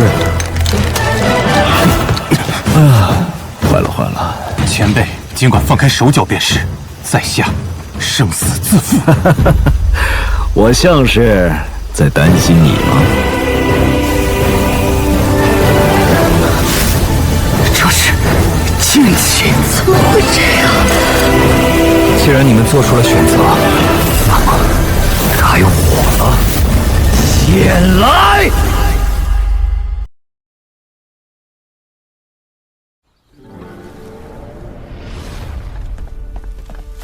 韩良，我想好了，读书没用，烦得很。我齐景春要跟你去闯荡江湖，我要快意恩仇，我要喝最烈的酒，用最快的剑。哎，别摸我的头，会长不高的。韩良，行不行？你给句爽快话。我钱都备好了，10斤2银子呢。哎，去，毛也没长齐，净说些大话。啊，小齐呀，先生，你的我耳朵做事的。到底是谁打你打这么狠呢？那个姓左的。他呀，下手这么没轻没重的，是不是他讲道理讲不过你，恼羞成怒了？二师兄他倒愿意认输，可却故意说我读书再多，学问也超不过先生你，这不胡扯吗？先生你学问虽大，年纪也大呀，我年纪还小，总有一天会超越先生的。可他听不进去啊，非说要有本事，民间学问就大过先生，给我气的，趁他不注意飞起来就是一拳。虽然最后没打过他，哎，君子动口不动手啊！君子当坐如师，立如棋，礼从仪，史从俗，牢牢记住。小齐啊，你终有一天会长大，变得稳重。只是不知道到那时，你的弟子，或是你看好的孩子，还有没有你现在这份坚韧？骨子里还有没有所谓的快意恩仇？爹，今天你要是留他一命，我就死给你看！陈平安，你知道我一直都很欣赏你，但是对不起了。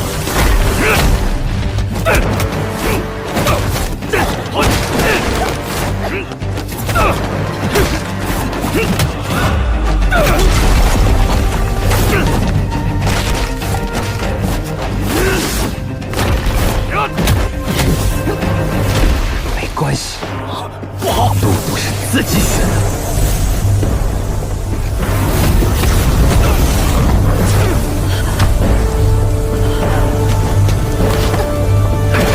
这是剑气。不要！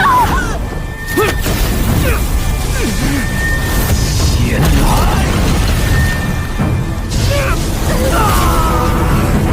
打住！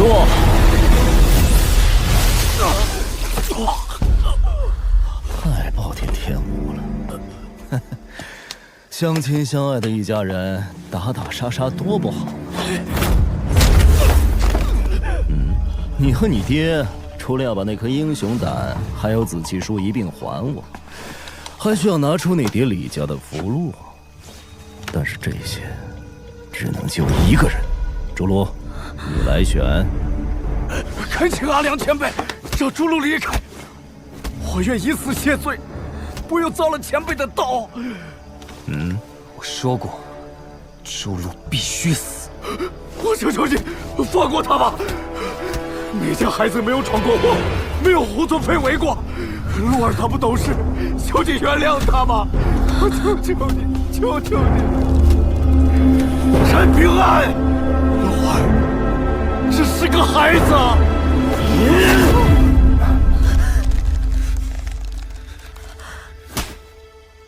可以了，有些惩罚比死残酷多了。你们走吧，我不想再见到你们。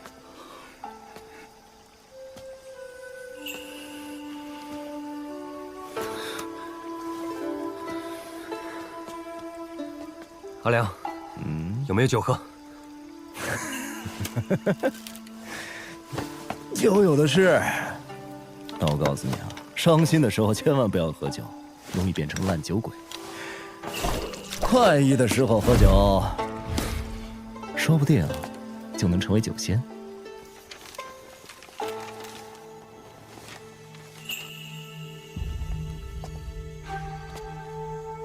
你好，林守义，之前我们见过面了。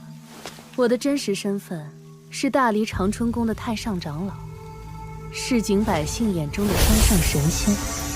我相信你，所以我想试试看，能否说服你随我一起去大黎长春宫修行道法。我爹说有高人引我入境，还说如果我不明不白死在外头，他不会帮我收尸，因为一个死人是不值得那些路费的。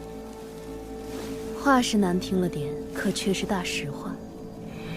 林守义，往前走出一步，你就算走上长生桥了。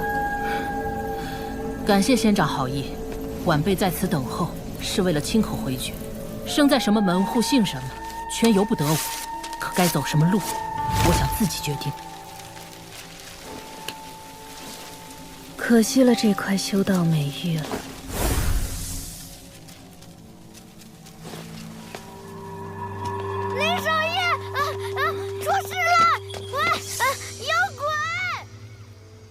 陈平安，这一路走来，无论是齐墩山还是砍竹林，我试探过你很多次，如今是最后一次了。阿良，你莫非要走了？哎呀，当初在龙须溪边，如果你的性格不对我胃口，哪怕你是齐景春挑中的人，我也不会跟你唠叨，只会留给你一头驴子，拍拍屁股走人。至于你能不能熬到风雪庙未尽出关，关我屁事。反正早死晚死都是死。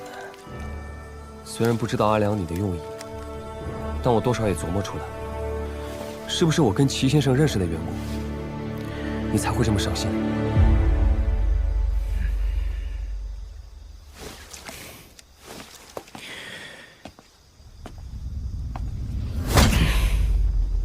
齐景春他死了。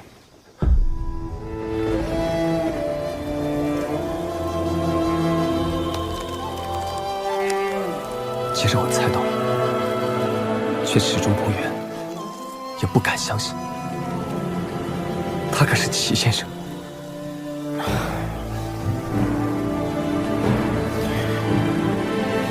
他跟你一样，是一个不折不扣的傻小子。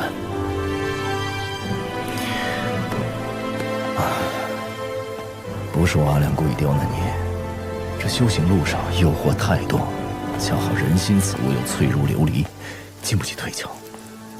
李怀的机缘，林守义的修道天赋，都可以换成钱，成为你陈平安的垫脚石。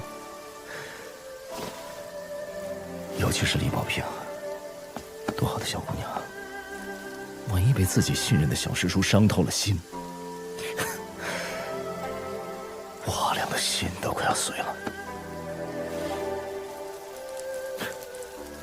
既然齐景春选中了你，还不愿过多试探，那就由我替他来做，看看你陈平安值不值得千锤百炼，是不是块真金白银。阿良，你放心，我虽然喜欢钱，但只喜欢我双手挣来的。我是怕齐先生会失望，怕我护不住宝平他们。阿良，你现在觉得我怎么样？要是觉得我不行的话，这门差事就你最合适。哎呀，我阿良随心所欲惯了，不喜欢你的风格。你的那种迂腐，换成齐景春的手法叫正直。但是有些事情，又做得让我很痛快。对我阿良来说，路要自己走，人要自己做。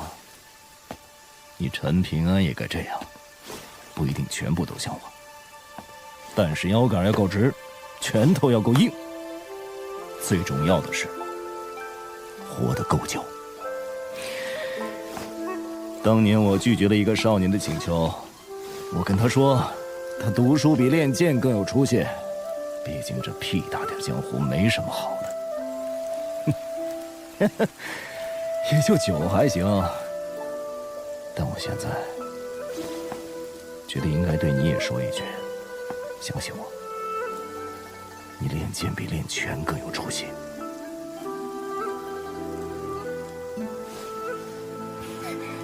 小师叔，怎么了？见到鬼了？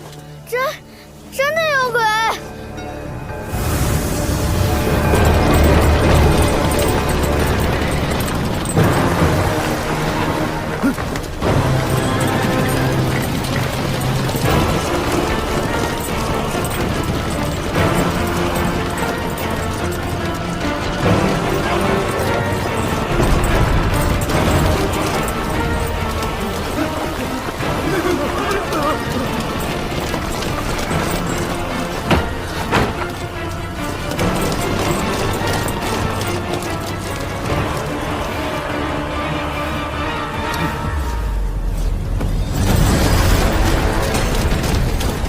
大人为何没有地界，甚至连一丝剑气都感受不了？徐大人出不出手是他的事，我刘裕身为兵部五选四郎中，亲手将他的脑袋拧下来。你就不怕他是那传说中的第12？我求他有那本事，老子还怕这张大的寡蛋！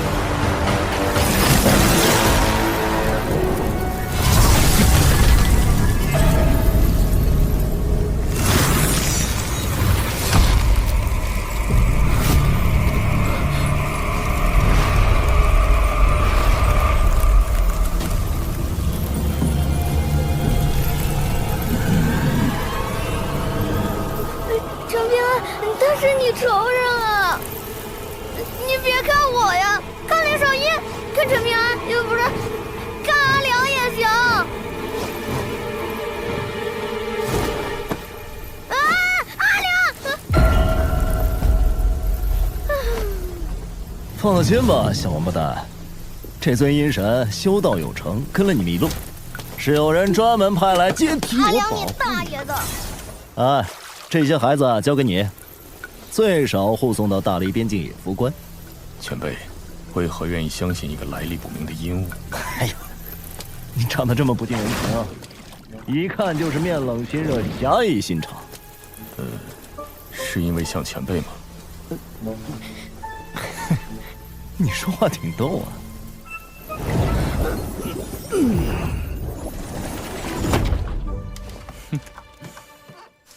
哎呀！小鱼小虾一边待着去！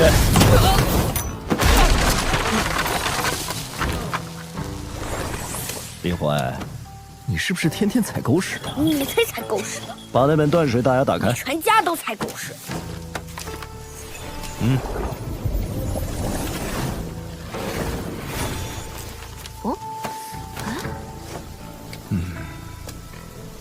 好好研究，别浪费了。你要去哪？等等我。阿良，刚刚那条鱼是什么啊？很厉害吗？哎，有什么能力啊？哎呀，你倒是告诉我怎么用嘛！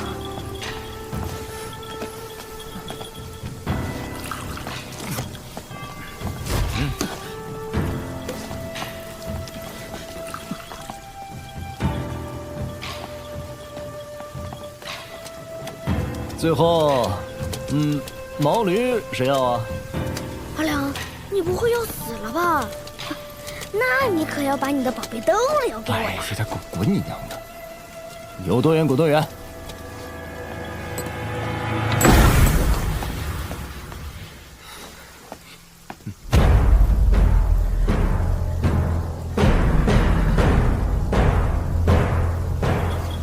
大理铁骑奉朝廷之命缉拿叛贼，违令者杀无赦。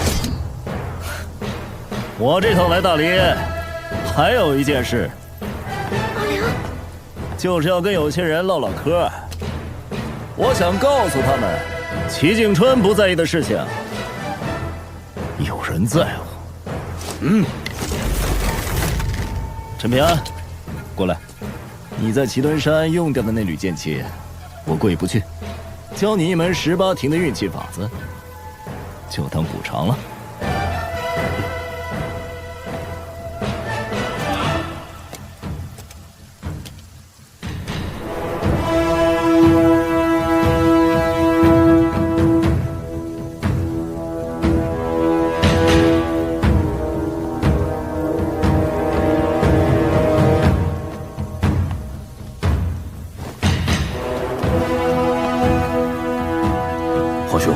那人根本就不是什么风雪庙魏晋，身份底细更是一概不知，极有可能是11，甚至12境的危险人物。这次一定要闹这么大吗？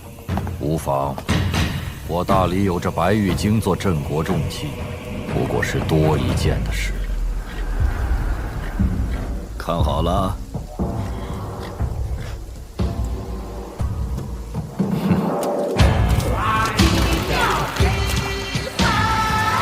气若龙脉，取万山之祖令冲。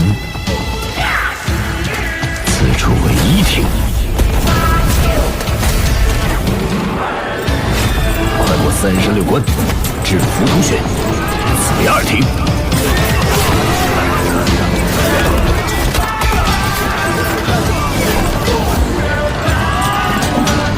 击掠6洞9府，至纯阳府。此为3庭。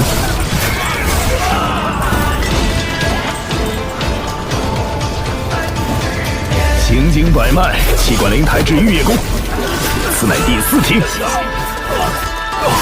绕行4至，经过百害之区，至此神府，此为5庭。气降至胸前，聚于云门府，内外调和行云流水，兼益界限，此为6庭。气至腹中，归于丹田。闻而不燥，冷而不凝，此为7庭。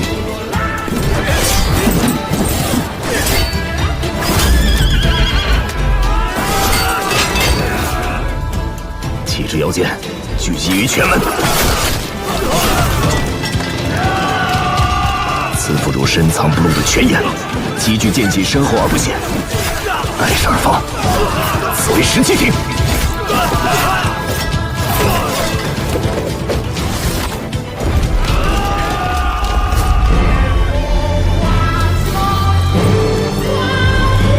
切碎剑奏，剑意深长，一剑出鞘，中气归根。至此18庭。记清楚没有啊？记住了，谢谢爸爸。等以后熟悉了路线，你可以尝试着慢行气机，慢才是18庭最有意思的地方。我赶时间，你们几个一起上吧。今天便是龙潭虎穴，也要放手一闯了。拼上一身道行，未必没有胜算。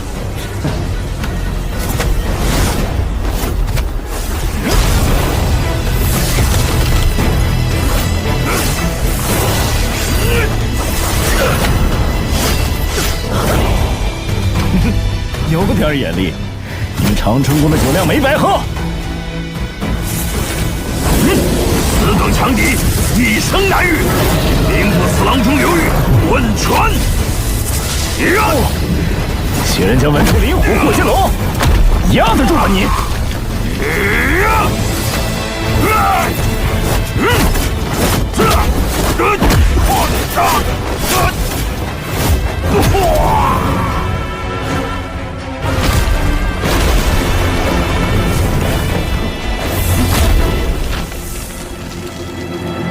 许若，你真是个傻子，见到了这辈子最仰慕的人，肚子里的问题是一个都没来得及问。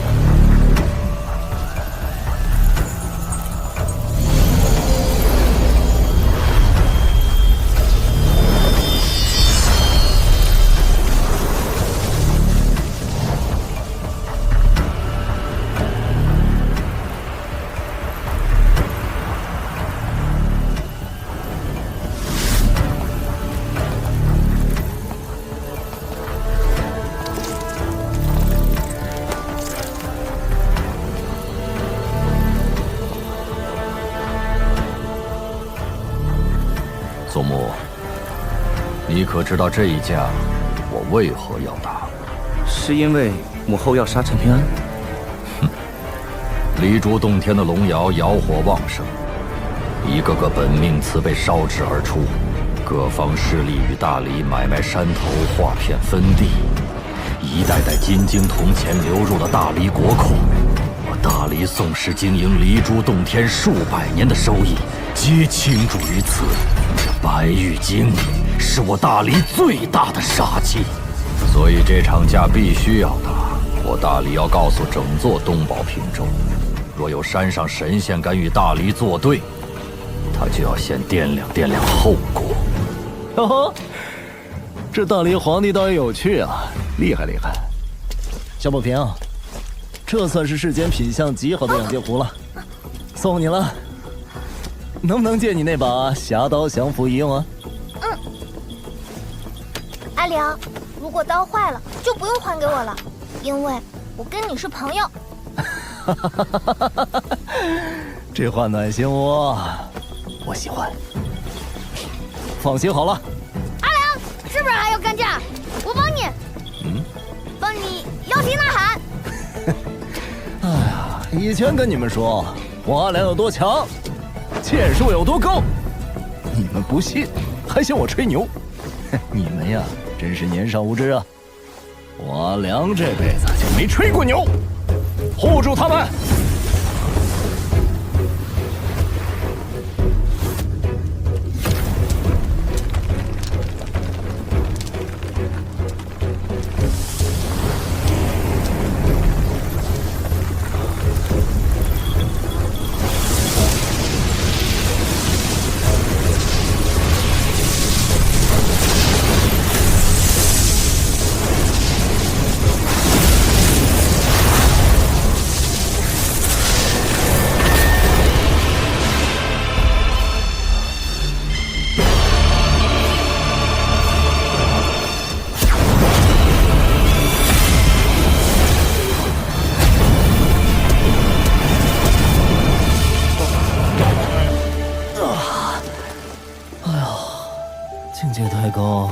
不是好事啊！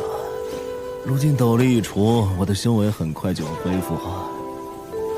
这人间怕是待不住了。阿良，我爹和我娘亲还有我姐都离开我了，以后我不骂你就是了，你别走行不行？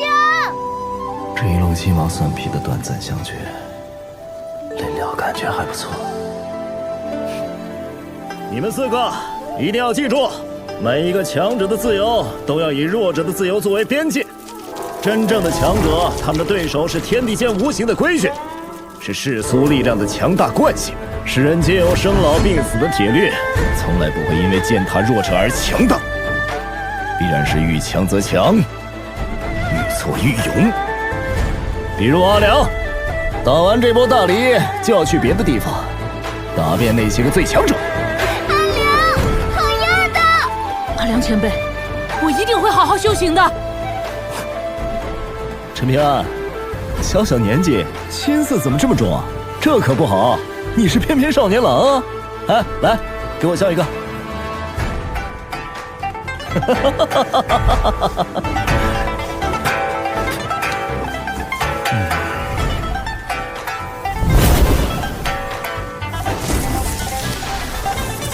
走了。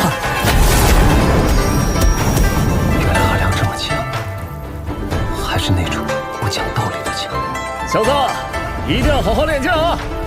以后要跟我阿良一样猛，更猛的话，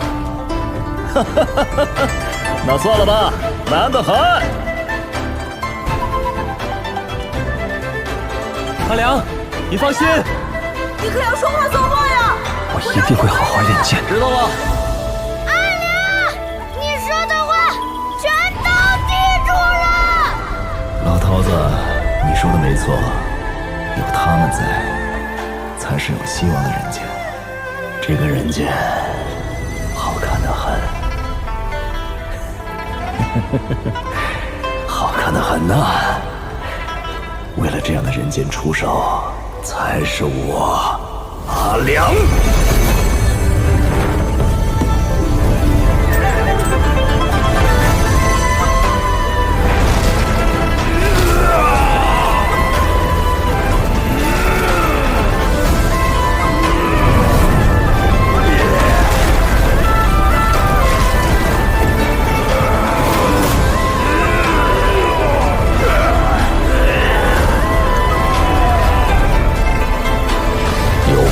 经在此，13境之下，皆可杀。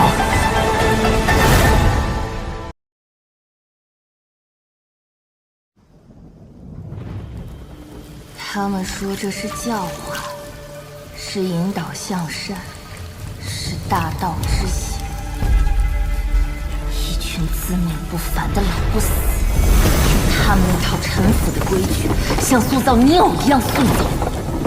他们让我诵读那些他们自己都未必明白的经义，要我压抑心中所有的情绪，磨偏我全部的棱角，变成一个所谓的人，一个符合他们三教理想的人。凭什么？就因我身为异类，因我血脉里带着不属于这个人间的东西，都是狗屁！什么狗屁教化，狗屁大道，全都是用来粉饰他们想掌控一切的野心。孽障已放，够了！这些因果还轮不到你管。出于私心，若他不逾越规矩，留他有何不可？这世间不该只有以强凌弱这一种道理。他跟那些人不一样，但我也不懂他，因为他，我才选择变成这样一个不伦不类的存在。陆老、栾巨子，准备的如何？目前白玉京的12楼飞剑，皆已关联整个大理气运。若是同时祭出，恐怕20年内都难再驱使。木儿，你随陆先生学习旺气之术有一段时间了，能否探知那人的境界？感知还很模糊。陛下有些心急了，堪舆之学岂能一蹴而就？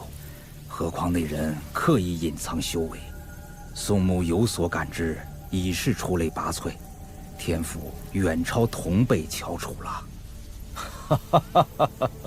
我儿子嘛，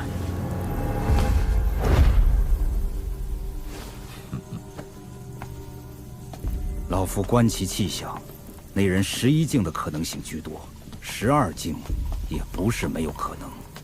陆先生，眼下白玉京尚未见出第13楼，如果对方是第13境修士，该如何应对？13境，你只需知晓，那11境的风雪庙阮氏，在宝平州已是极光片羽，而那13境的仙人，即便是在天下最大的中土神州，亦是凤毛麟角的存在。更何况上5境中最后2境早已失传，故而13境就是天底下最大的传说了。一旦跻身此境，就会被天道察觉，被迫飞升，故而得名飞升境。至于飞升何处，肉体魂魄如何，老夫就不曾知晓了。可万一真是13境呢？万一真被你小子乌鸦嘴说中了，也无妨。我大黎不正是靠着将那些万一逐个打破碾碎，才从卢氏王朝的附庸走到了今天？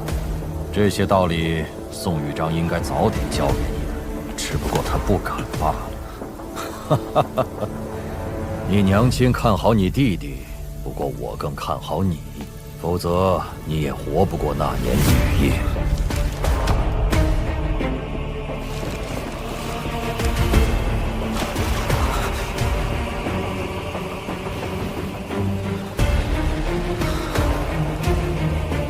原来是你。至于那位齐先生，是我有愧，大黎对不住他。可你是他的弟子，就很好。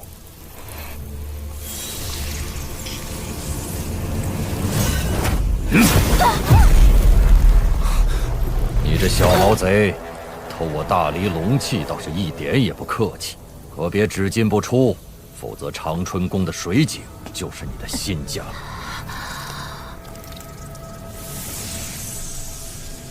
哼，胆子这么小，当初还敢一次次跟齐先生发脾气。奴婢不敢。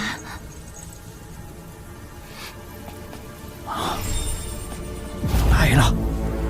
面对围剿，不是逃跑，而是杀向京城。宋牧，该你出手了。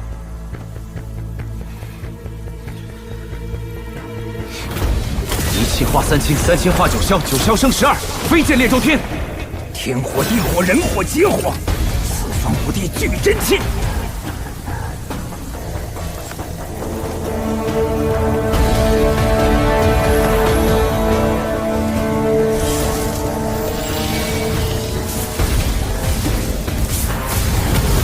离火断魄，照肝胆；寒水洗剑，敌神魂。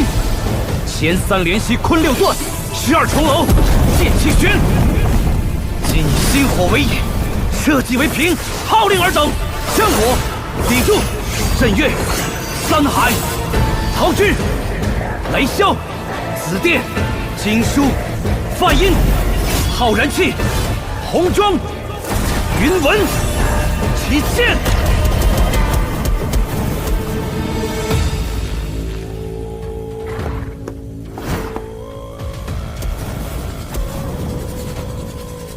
坐镇大黎山河气运的12正神，是我宋牧，奉大黎皇帝敕令，命你们结剑。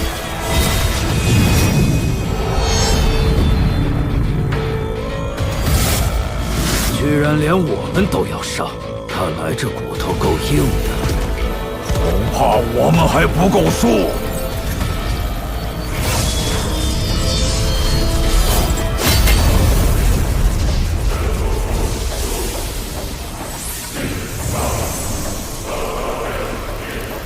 东岳奉旨领剑，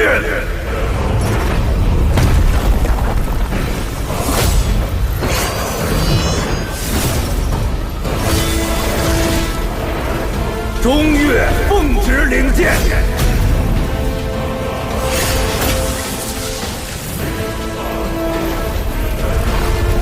西岳奉旨领剑。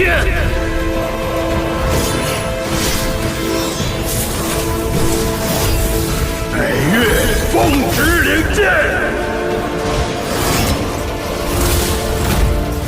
南岳奉旨领剑。这可是立功的大好机会，绝不能让这贼人闯入京城。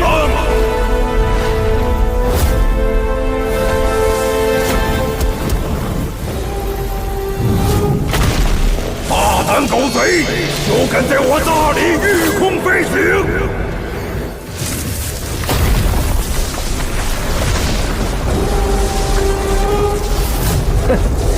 来势汹汹啊！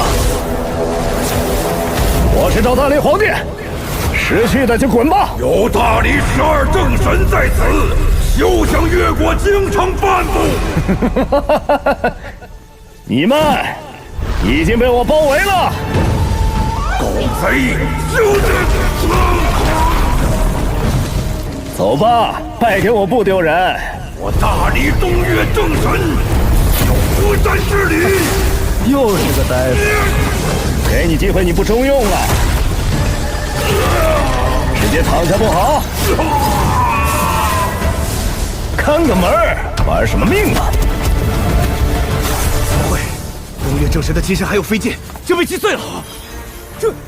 这不可能！行百里者万九十。再来，西岳听令！大理如此欢迎我阿良，这剑再不出，有点说不过去了。呼，不对，是刀。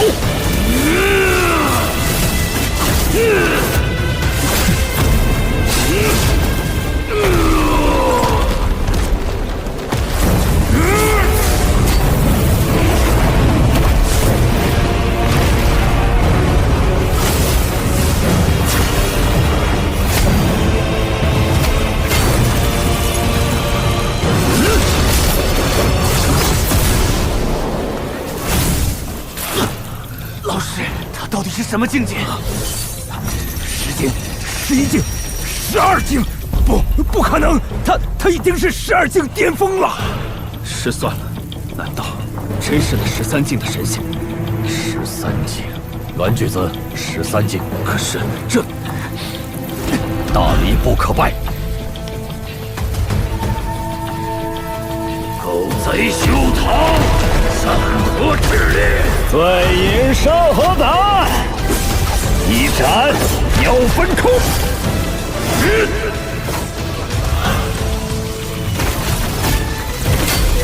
剑气，烈云阳，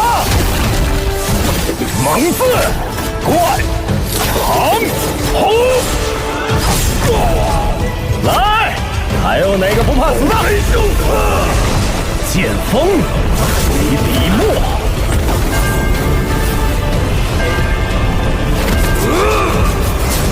万古整孤鸿。狗贼哪里跑？孽的，怎么不孽了？受死吧！都给我听好了，老子的是巨蟒。浩然，剑一出。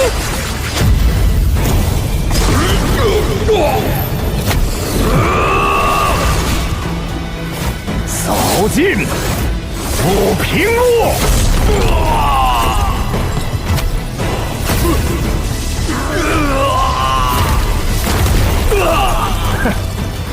你们大理没几个能打的呀！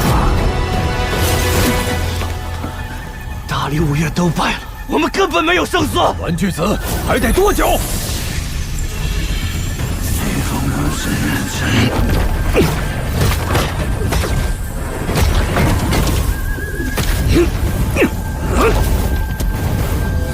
陛下，墨儿，起身祭剑吧。13境，居然有13境！原来我就是解决那个万一的代价，而且你知道我别无选择。你可以选择站着死，祭剑吧。墨儿放心，老夫会为你护法，你只需全力祭剑，那狗贼在阵中必死无疑。如果我死能碾碎这个万一，那我宋穆接剑！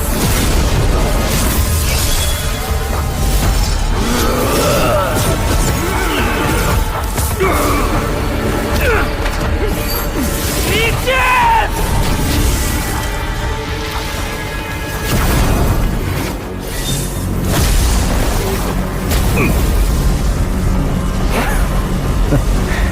这假东西还真厉害，去！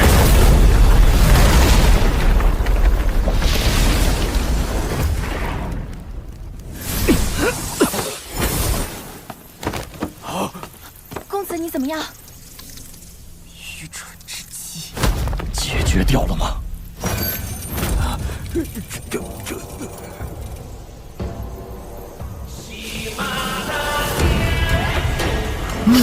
这刀还不错，但保平用还得放一放。大理，可要接好了！不好，冲白玉京去了，快拦下来！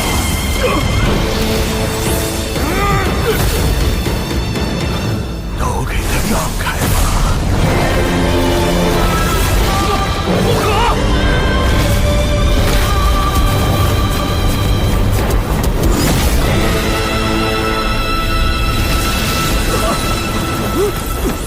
国师大人，怎么会？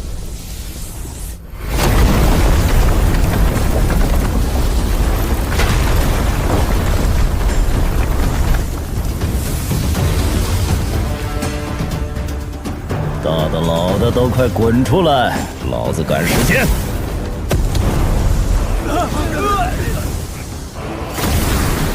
哦，石镜武夫，大离宋长靖，愿酣畅一战，虽死无憾，不枉此生。不错，喂，里头的5个，哪个是大离皇帝？还不快出来磕头认错！我数到10，1。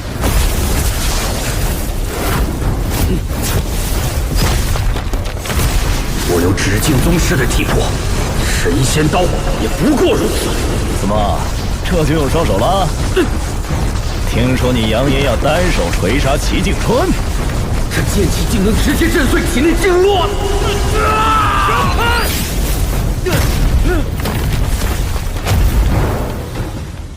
墨家雷甲，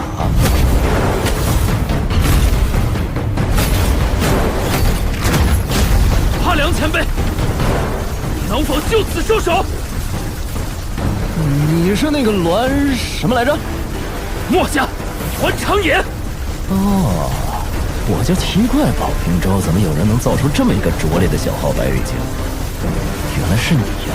我造死楼时，曾向齐先生讨教过。齐景春人都死了，还能拿他当这白玉镜的护身符？脸皮比我阿良还厚啊！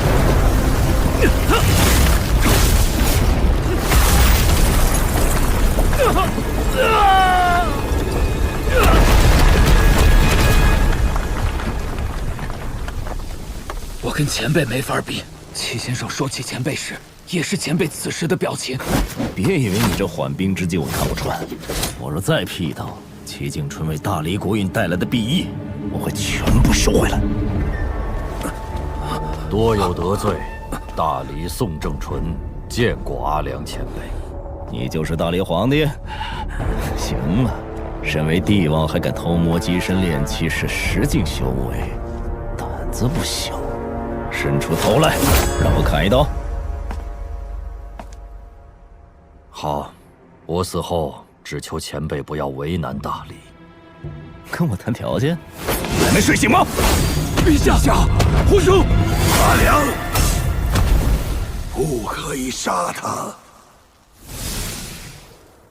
崔禅，你这个不争气的王八蛋，还有脸来见我？真当我阿良不敢把你一刀砍死？阿良，是你当年亲口说的，我崔禅可以走自己的路。任何人在追求一件事情的时候，都会付出代价。但是阿良，齐景春后半生的心血都在大理。你放屁！人都没了，还有脸跟我说这个？我说的是事实。齐景春真的希望大理能够走出一条不一样的路来，哪怕到最后他只有失望，你也不能否认齐景春选中的人依旧是大理龙泉县的孩子。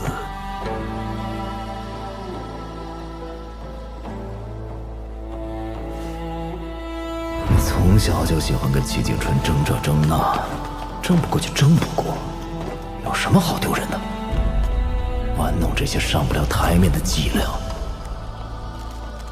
老头子这一生惊天动地的壮举多了去了，哪怕最后自囚于功德林，依旧洁净温和。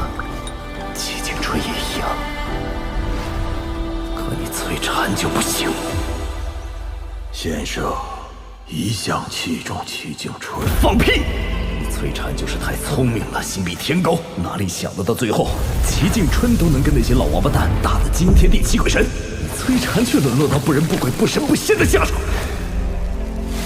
咎由自取啊！所以，不为我，也为齐景春，阿良，请你就此收手。不说了，跟你这种钻牛角尖的聪明人讲道理，我不如找李怀那个小王八蛋吵架去。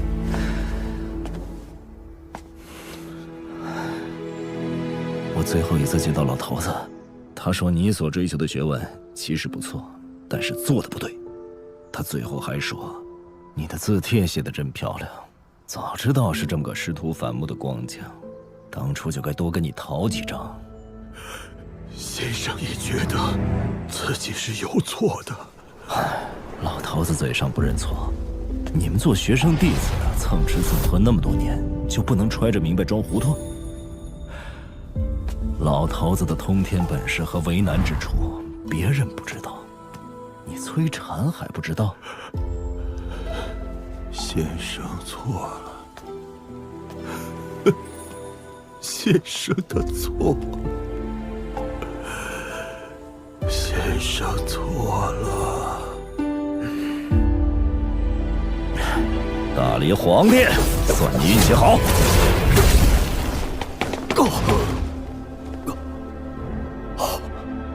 我的长生脚。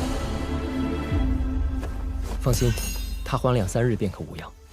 魏部，老刘的命是你救下的，我个人欠你和齐敦山一个人情。顺手为之而已。那位捞起你金身的少女转世，我会让长春宫倾力栽培。我会吩咐他们，返回大理京城的时候，先步行走过齐敦山，再与共背归。无以回报，只能再谢你一次了。那么多次轮回转世，早就不是他了。你为此耽搁了那么多年正道金身，如今还不愿意放下吗？既然拿得起，就没有放得下的道理。我不懂。我有一事很好奇，你身为京城守门人，先前为何不完整递出一剑，对付那个刀客阿辽？刀客，他可不是什么刀客，向他问剑我还差得远。我年少时之所以选择剑修这条路，就是因为他。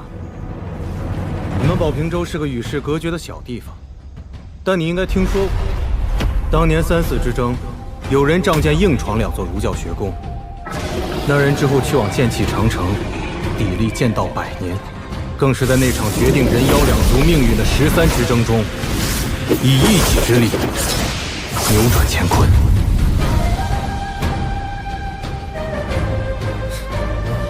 你被他捅了一刀还活蹦乱跳，够吹一辈子了。圣人天地，规矩使人，此处人间不可久留。知道了，知道了。别给脸不要脸！当初你们干的破事儿还不够吗？催你娘的催！有本事下来打我呀！来啊！这把刀帮我还给那个叫李宝平的小姑娘，她是我朋友，记得客气点儿。没问题。将来小宝平策马饮酒，退刀别葫芦。你们人间有眼福喽！再敢对那群孩子动手，我阿良就算是破开天幕重回人间，也要让你们大理亡国！记住了。来，天上的告诉我，是佛法远还是道法高呀？到底是谁的本事大，拳头更硬？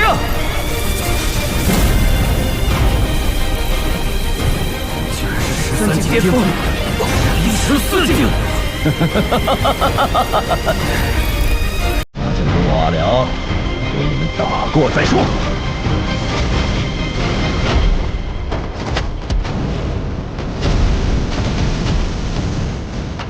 你总喜欢跟蝼蚁讲道理，这家伙就跟你不一样。可我为什么觉得还是是你更好一些。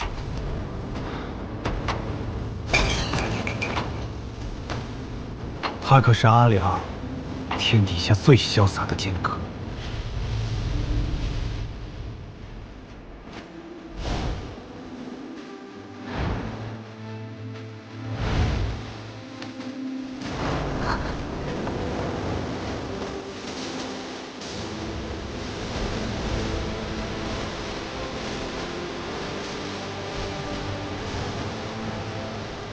老头子，你说的没错，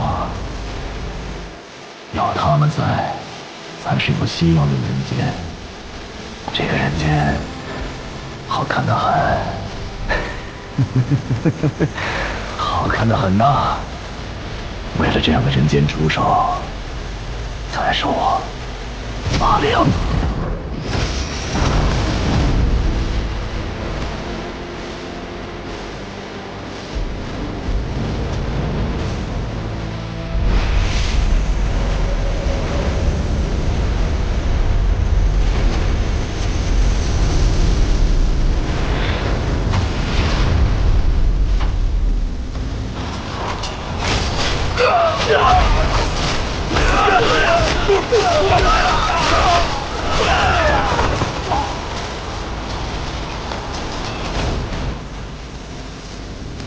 老大见仙，这是我阿良送剑气长城的赠礼，务必收下。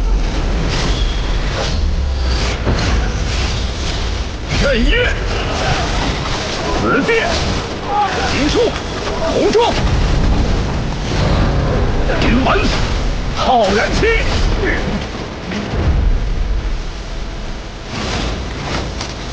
哼哼，诸位取剑。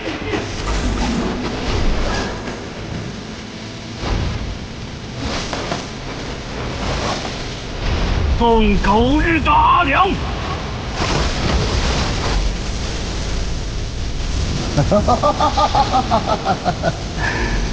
都给我等着！豪杰捉贼，剑修杀妖，随我一起战他！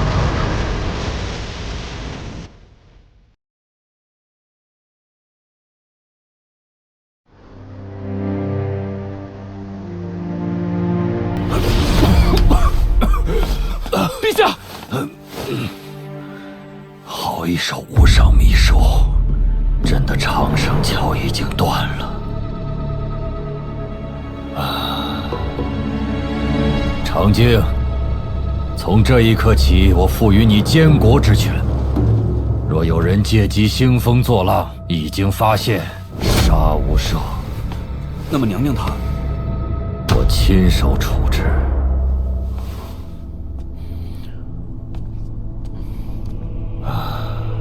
如今的白玉镜，想要斩杀上武境的修士，则是痴人说梦。说不定阿良出现的这么巧合，都是有人暗中传递了消息。出此百家中，肯定有人不希望大黎顺风顺水，吞并整座宝平州。好一个千年未有的大争之势，乱世格局。剑呢？我的剑呢？不是还剩下6把飞剑吗？为什么一点也感知不到了？6把飞剑已经被那个阿良全部抢走了。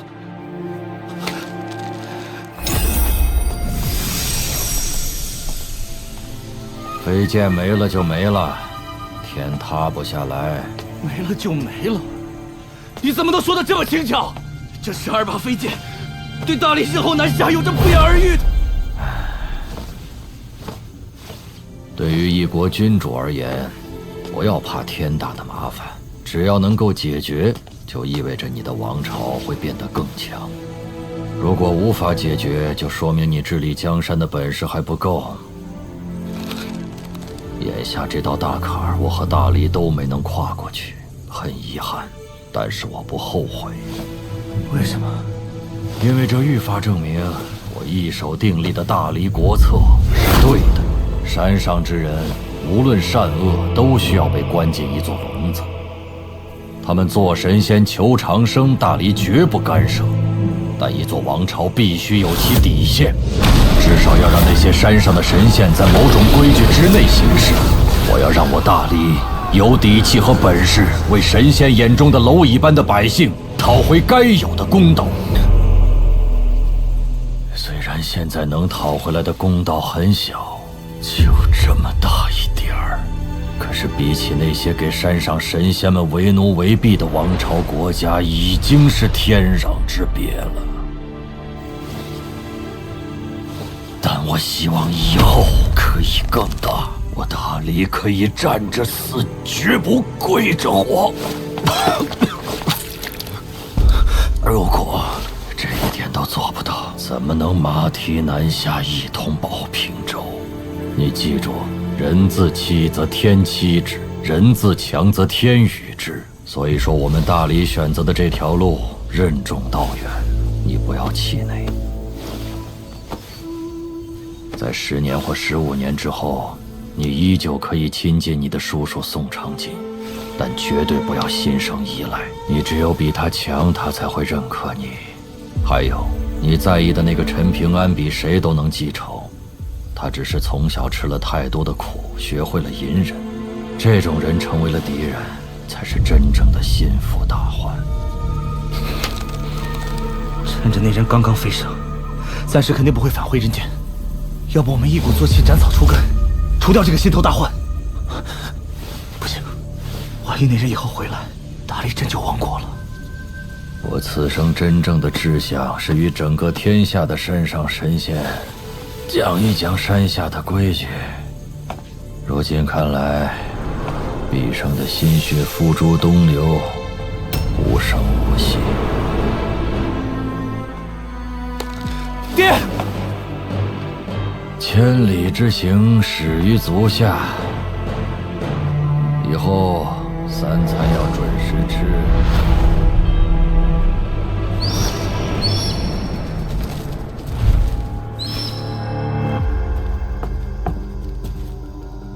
崔国师，这场无妄之灾，我该怎么办？等死。你在胡说什么？运气好的话，等个半死。那你崔强能好到哪儿去？你一开始就认识那个什么阿良，对不对？所以你为了讨好他，故意打开京城大门，任由他一路杀到那座白玉京之前。你这是死罪，死一次都不够的死罪。如果我不撤去京城大阵，白玉京之前肯定要死人。我是一个跌倒过很多次的可怜人，吃得住头。但娘娘你不一样，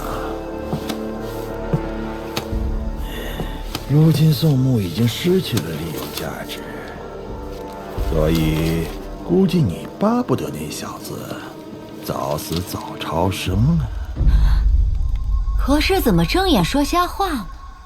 那把原本用来坐镇白玉京13楼的飞剑符箓，被赠予了你的心腹大将，有望跻身上境杨花。但陛下又下一纸敕令，让他走上了江水神明的长生断桥不归路。怀璧其罪。等于断了娘娘你的左膀右臂。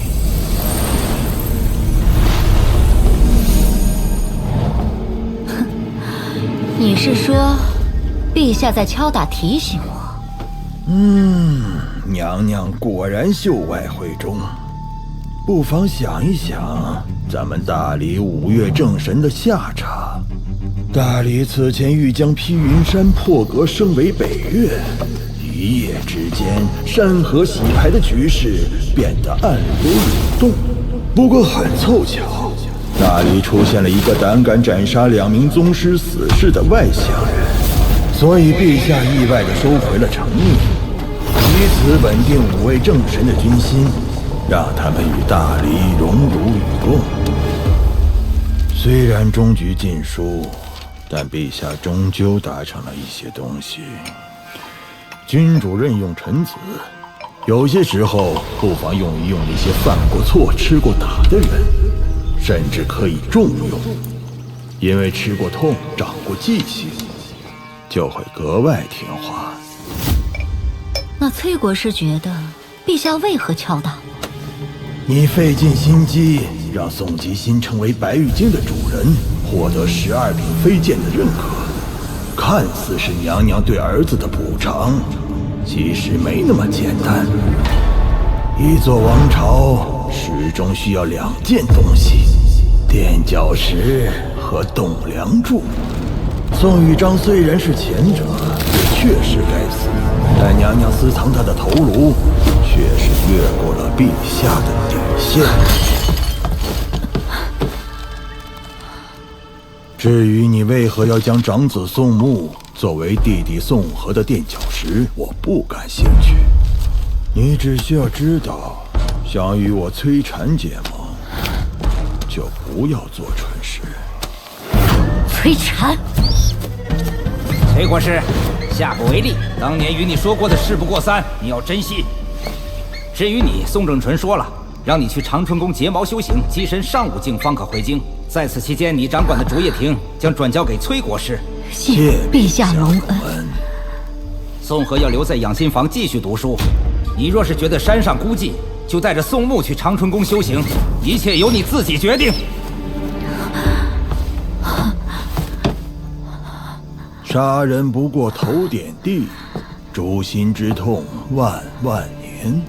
崔禅，你这个人真可怕。可怕吗？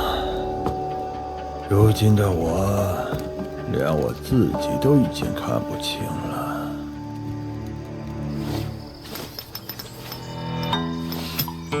今天在学塾读书多不多呀？少说点风凉话。看来你们先生切断了你与崔禅之间的神魂联系，是个不错的选择。我的神魂被困在这具躯体中也就算了，还必须天天认错念书，我就不该来这破地方，还动天伏地的。他娘的，这地方根本就是我崔禅的倒霉地。不错，总算是有了点少年模样。不错个屁呀！天天罚我读那几本破烂书，还要我给那个姓陈的当学生。哎，我跟他陈平安能学什么呀？烧瓷还是烧炭呢？不是老头子，你咋想的呀？你要是敢出现，我这次保证骂你是狗血淋头。少年侠气，英雄胆色。那我可没指名道姓，这还能听到？那可说不定。毕竟你曾经是他的首徒，感情深呐。不可能，不可能。哎，有人又要读书喽。是不是你故意泄密，将我的话传给了老头子？没你这么欺负人的！我就不读，我怎么都不会读。天地有正气，杂然复流行。下则为和月，上则为日星。一定要这么记仇吗？当然。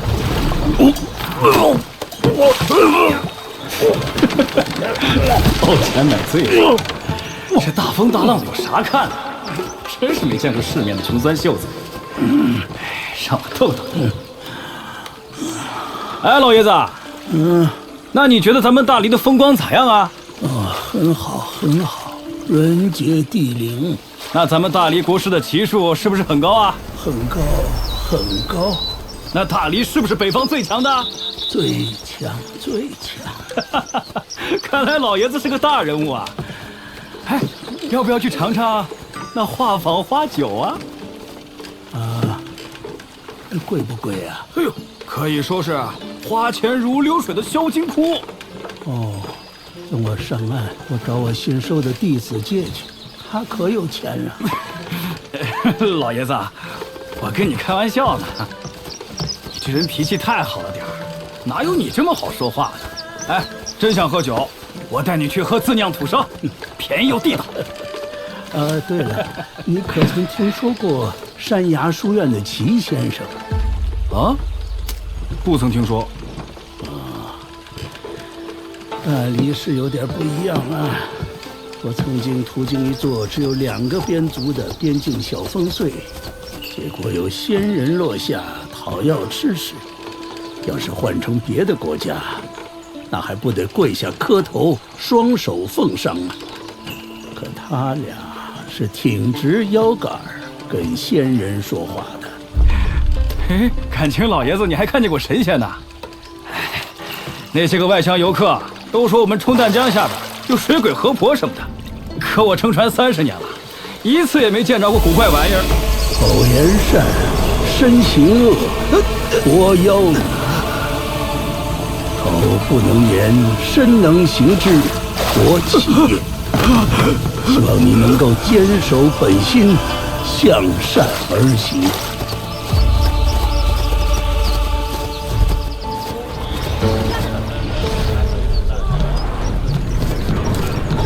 哇，这边更好看！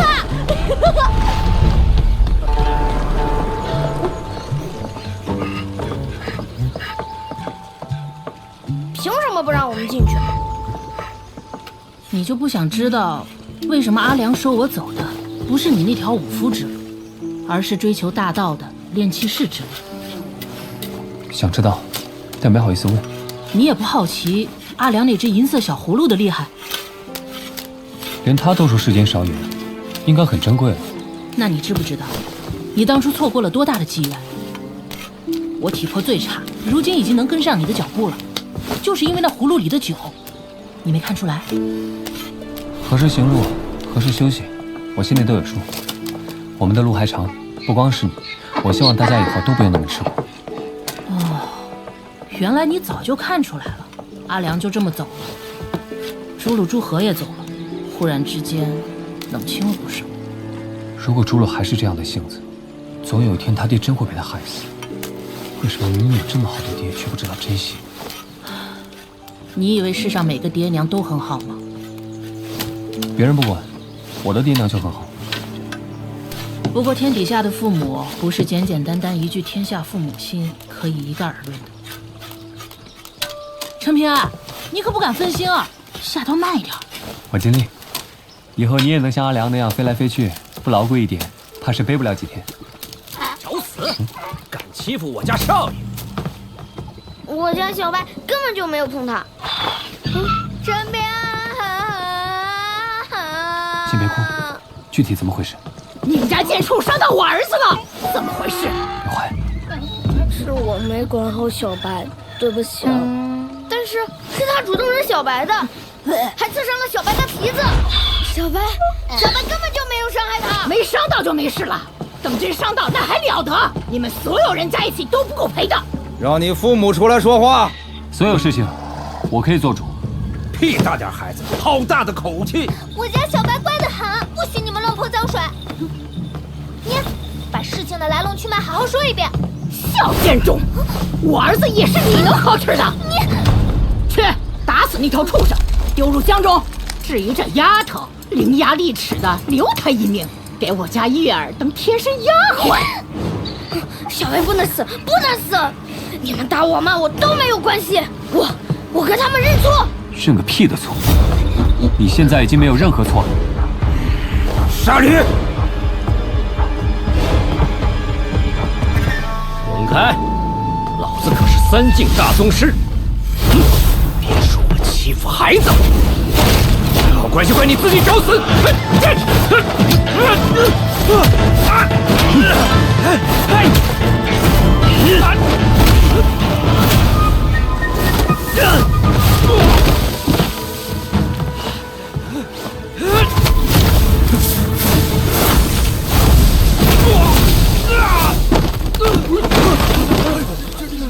匪人如此，丧心病狂啊！马敬肃，你快点亮出你官家身份呐！给我弄死这个贱种！你放肆！本官是这条绣华江尽头的宛平县令，我要治你的重罪，让你吃牢饭！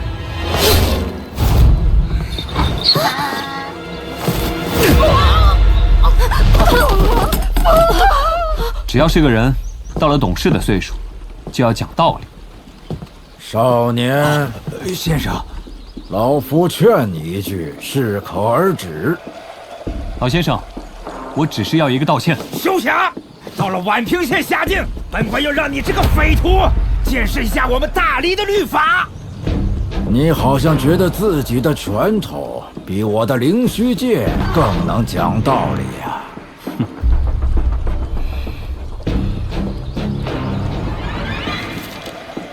那咱们的道理不太一样。灵虚剑出！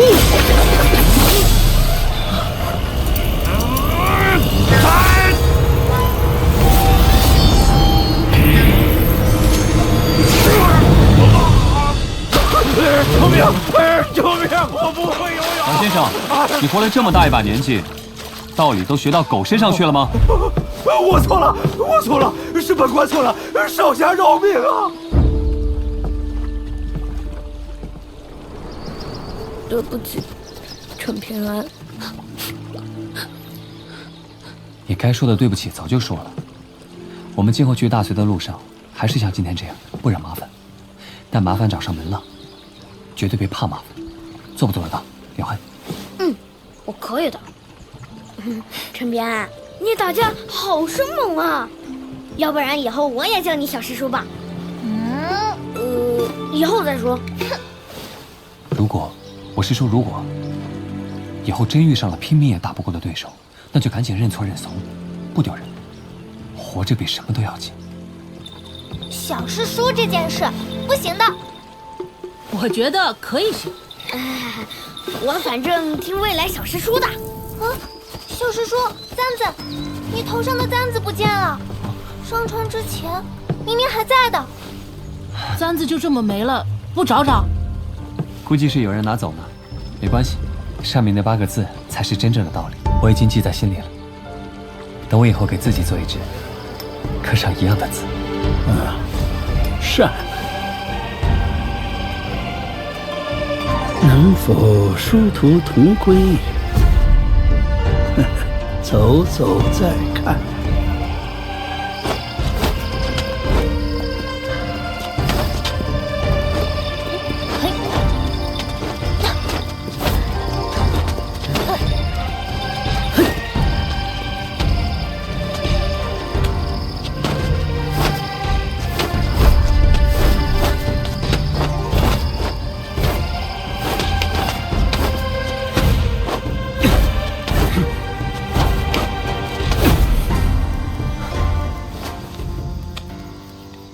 小师叔，你是不是有心事啊？我就是想到了一件事情。小师叔，你说出来听听。我刚才就是想，要不要也跟你们一起学一学书上的学问？我怕以后跟人讲道理，事后万一发现自己是错的，该怎么办？你和阿良打架都那么厉害，还讲啥子道理呢？我也觉得不用事事讲理，人各有路，我们坚守本心即可。小师叔，你别急，我觉得这件事情很大，我必须要认真对待，仔细思考。其实我是有私心的，每当我与人对敌的时候，只要觉得自己的道理是对的，那么我心底就像有人不断在告诉我，你这次出拳会很快，而且我下一次出拳一定可以更快。不管是谁站在我面前，我陈平安都可以出这拳。我怎么觉得有点像齐先生讲述圣贤大道的时候？我真是瞎了眼了，找了个没骨气的男人，自己婆娘被人打了也放不出个屁来。都被欺负成这样了，干脆我给你李二当爹算了。不愧是我李二的崽儿，爹要连夜出山一趟，跟你娘亲说一声，我很快就回家。我也只记得那一天，什么都怕的窝囊废老爹，很像桃叶乡那边的富贵老爷。哎，陈平安，我们以后回到小镇，请你去我家做客。你爹娘和你姐姐不都已经离开小镇了吗？别哭别哭，你爹不是答应过你，只要真正成了读书人，他就会来探望你的。可是我一读书就喜欢偷懒犯困，我怕我当不了读书人，爹娘就再也不要我了。别胡说，你爹娘如果不心疼你，还会送你去学书念书吗？可是我家穷，买不起牛。你现在还穷，那本《断水大牙》也值10两银子呢。我还有头驴呢。小师叔，你的问题道理的对错，我想明白一点点了，要不要听听看？我要讲仁义道德、乡俗规矩、王朝律法，分别对应君子贤人、市井百姓、违禁坏人。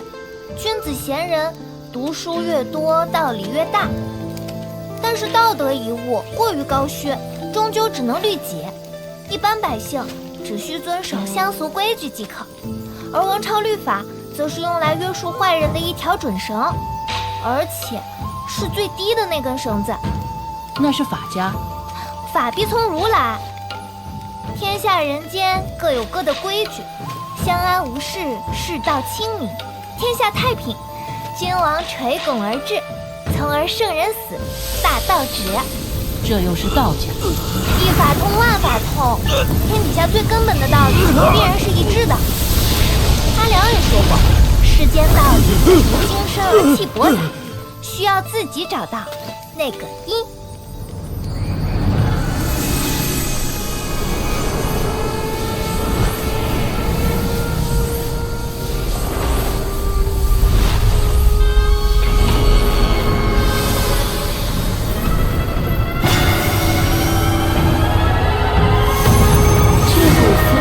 为何会吹灭我的灯呢？难道又有读书人闯入我的山里了？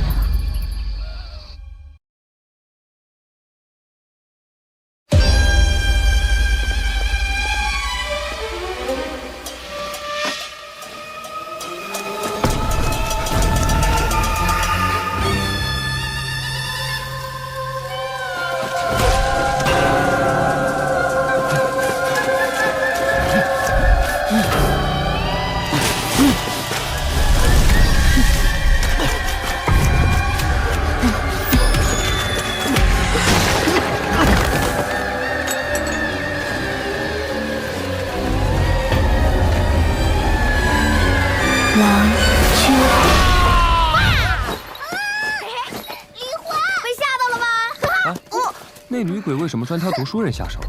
书上说，她曾身披嫁衣，却被心爱之人抛弃。不过这种山水志多是杜撰，不必当真。哼，女鬼有什么办法？你看，他有种出来试试，都不用阿良出手，陈明安一拳就能把他打趴下。陈明安，我想尿尿。你就近解决，我在旁边守着。万一真遇上鬼怎么办？怕什么？阴神前辈不就是鬼吗？对啊。小白，胆子大点。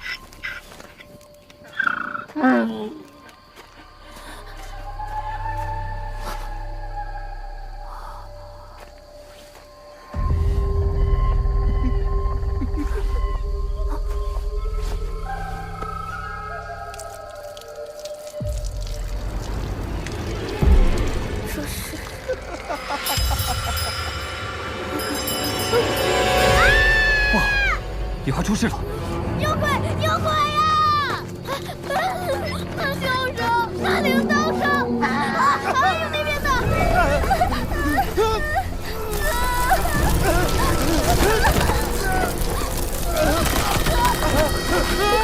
陈明安，我怕。大家都站在我身后，小心！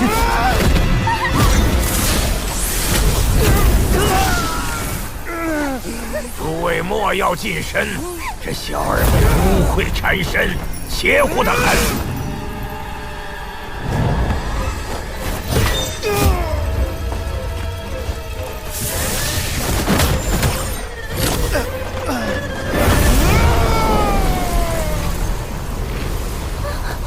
道长，救救我哥！救救我哥！人来可处置，鬼来可做闪，千邪弄不出，万邪弄不开。退！哥，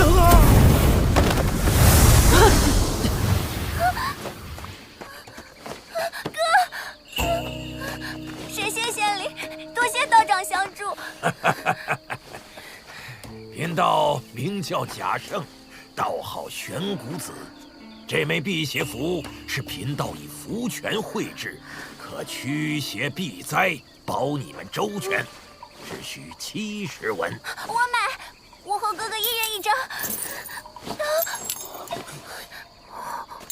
那我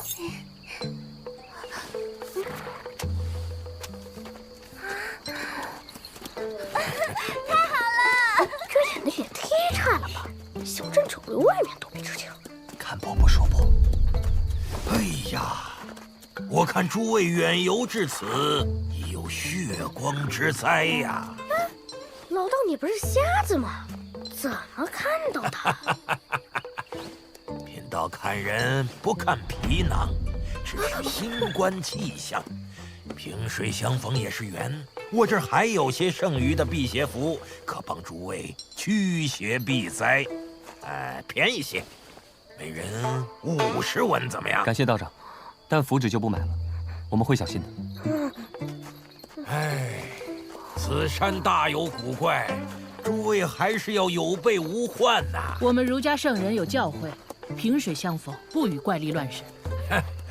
罢了罢了，佛家不渡无缘人，道门不救蒙蔽汉，你们自己小心便是。哎，看这天色，山雨欲来呀！起来，没用的东西！师傅，咱们演的那么卖力，那伙人还是没上钩。老夫虽目不能视，但是心明如镜。那些人不简单呐！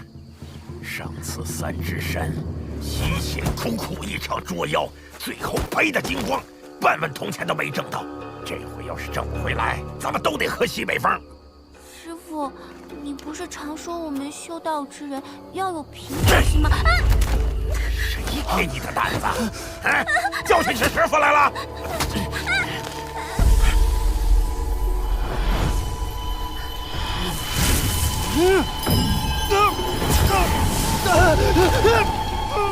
小杂碎，也敢对你师傅起杀心！师傅，你就放过师兄吧，我答应师傅，3天之内争取多给师傅1级符权。不是争取，是必须。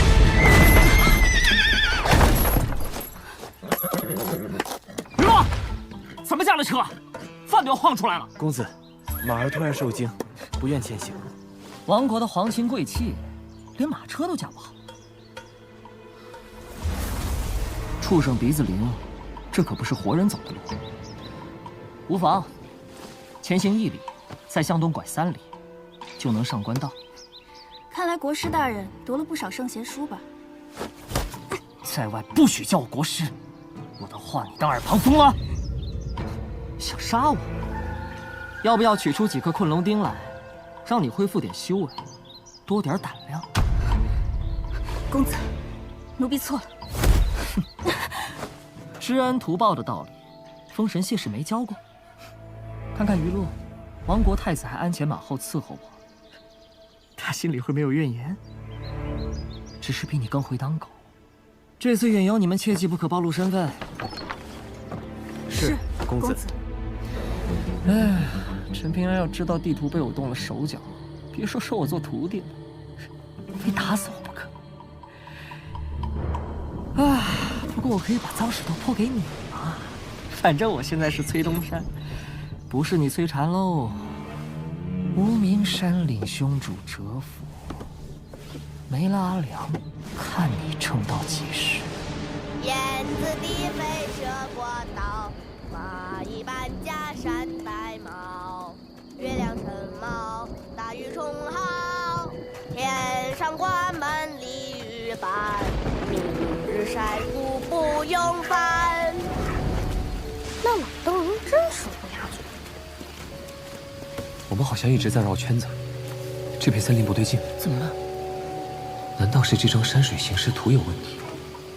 还是说，我们已经被什么东西给盯上了？陈平安，从刚才开始，我就感受不到阴神前辈的气息了。要不我们往回走吧？不行，我曾经听龙妖的姚师傅说过，在山中遇到鬼打墙，是被不干净的东西遮住了眼睛，这个时候绝不能走回头路，否则会越陷越深。那这该怎么办啊？有种土法子，是男孩向暗处撒泡尿，或许能破这障眼法。尿不出来呀！小叔叔，你看那边，什么？我们是不是撞鬼了？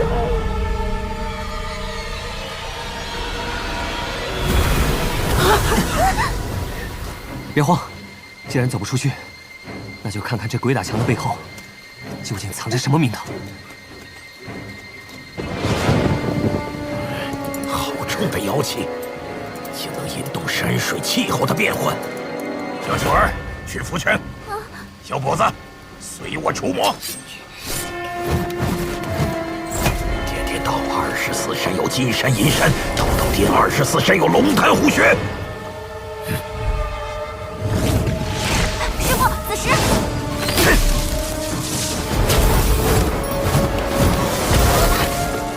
区邪祟，唱着五雷轰顶。来，尽管来，全都化作贫道的无量功德。师傅，还有一只在你身后。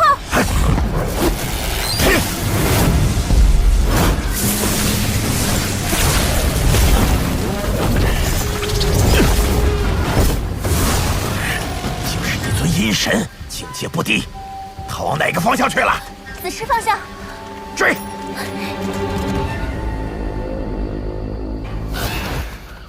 大家靠近，别走散。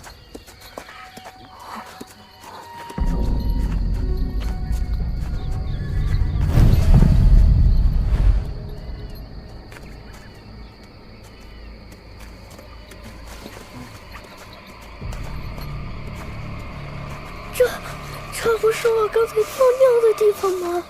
师傅，我们是不是真撞上鬼了？进必贵，上必难，轻必重，虚必来。宝平，宝平，你们在哪儿？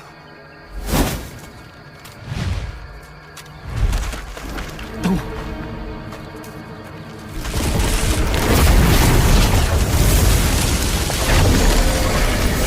这灯笼，莫非是那书中女鬼的手段？宝平，李怀，李守义，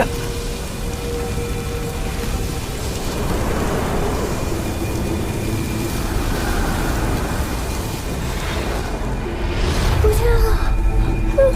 师兄，不要丢下我！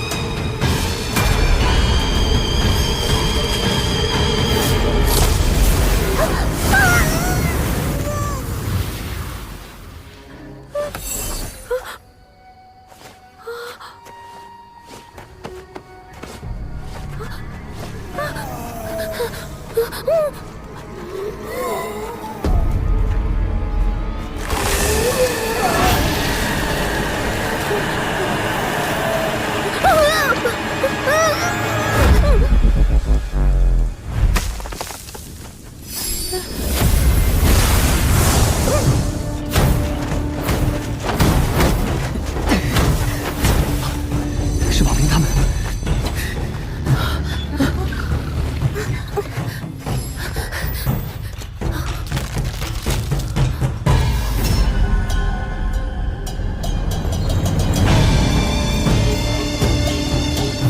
快上路！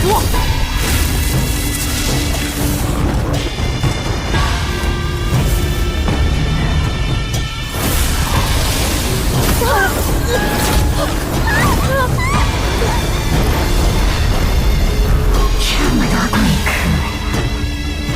，1、2、3，有3个读书人，到底哪一位是如来君子呢？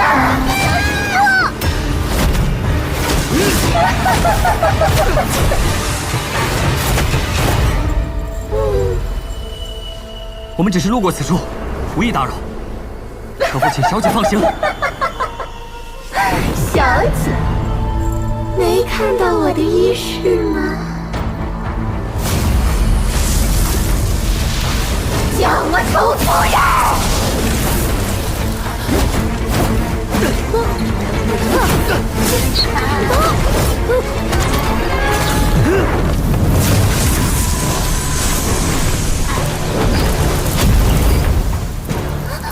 我来晚了，阴神前辈，居然有一尊阴神护着你。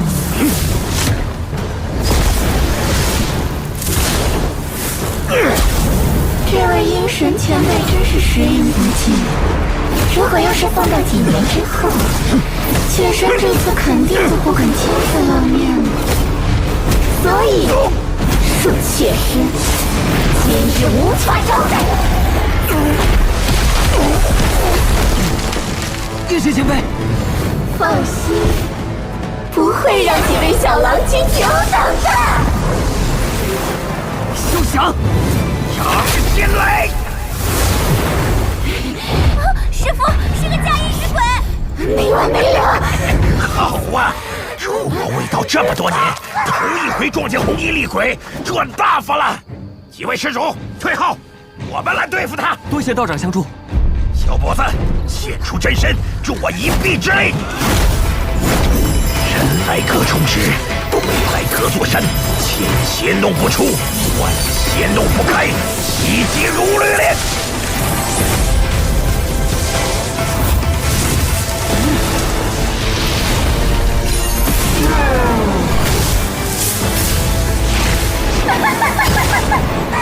妾身还以为你要使出什么神通，结果竟然只是这种不入流的歪门邪法。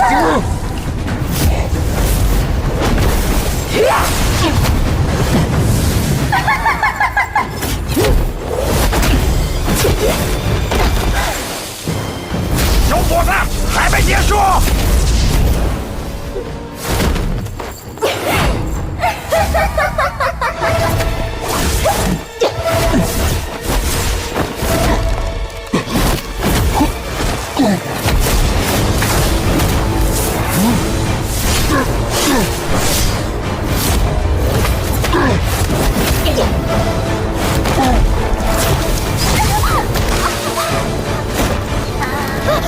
完了完了，我们真的要死在这里了吗？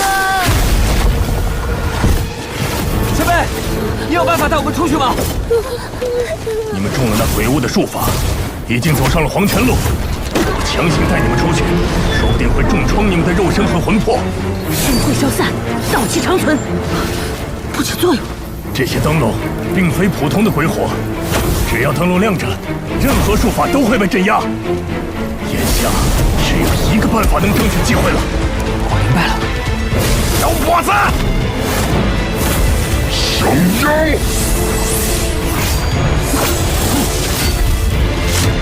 剑逼鬼物，听说这一次就替天行道，要你五雷轰顶！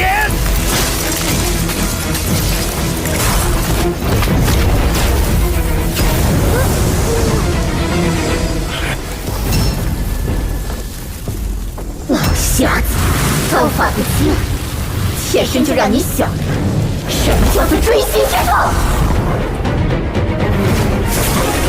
是家。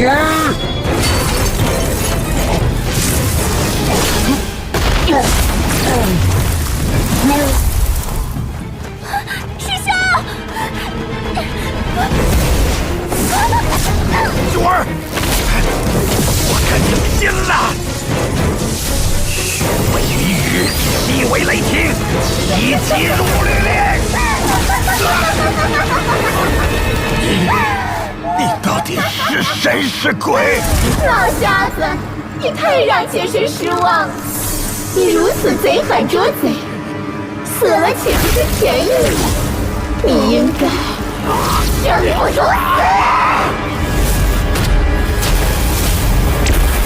陈平安，就是现在！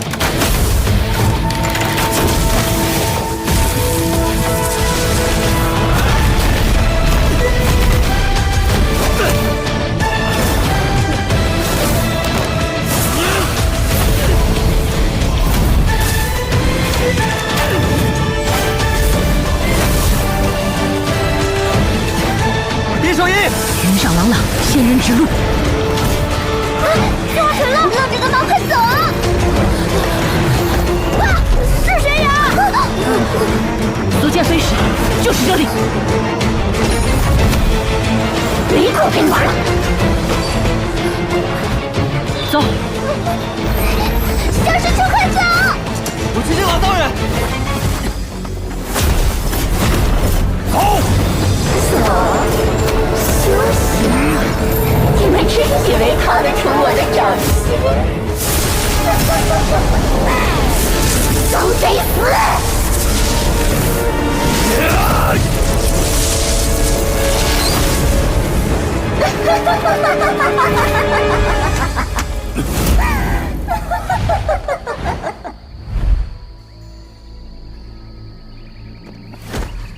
不管怎么样，往南边走，只有那边没有高山阻挡。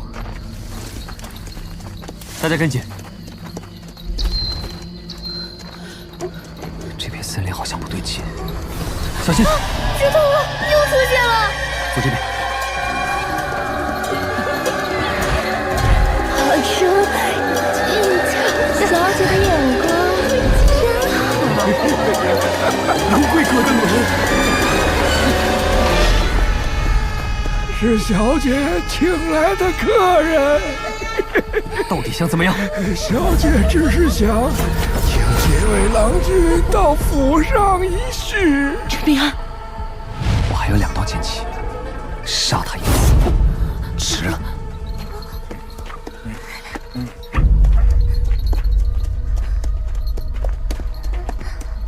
小师叔。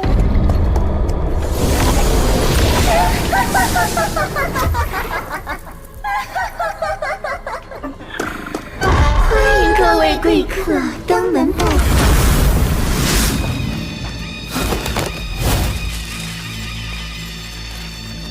你们可以喊我楚夫人。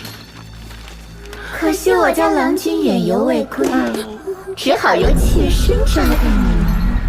究竟要干嘛？妾身自然是要亲自为你们洗脸、抽筋、追星，尽地主之谊了。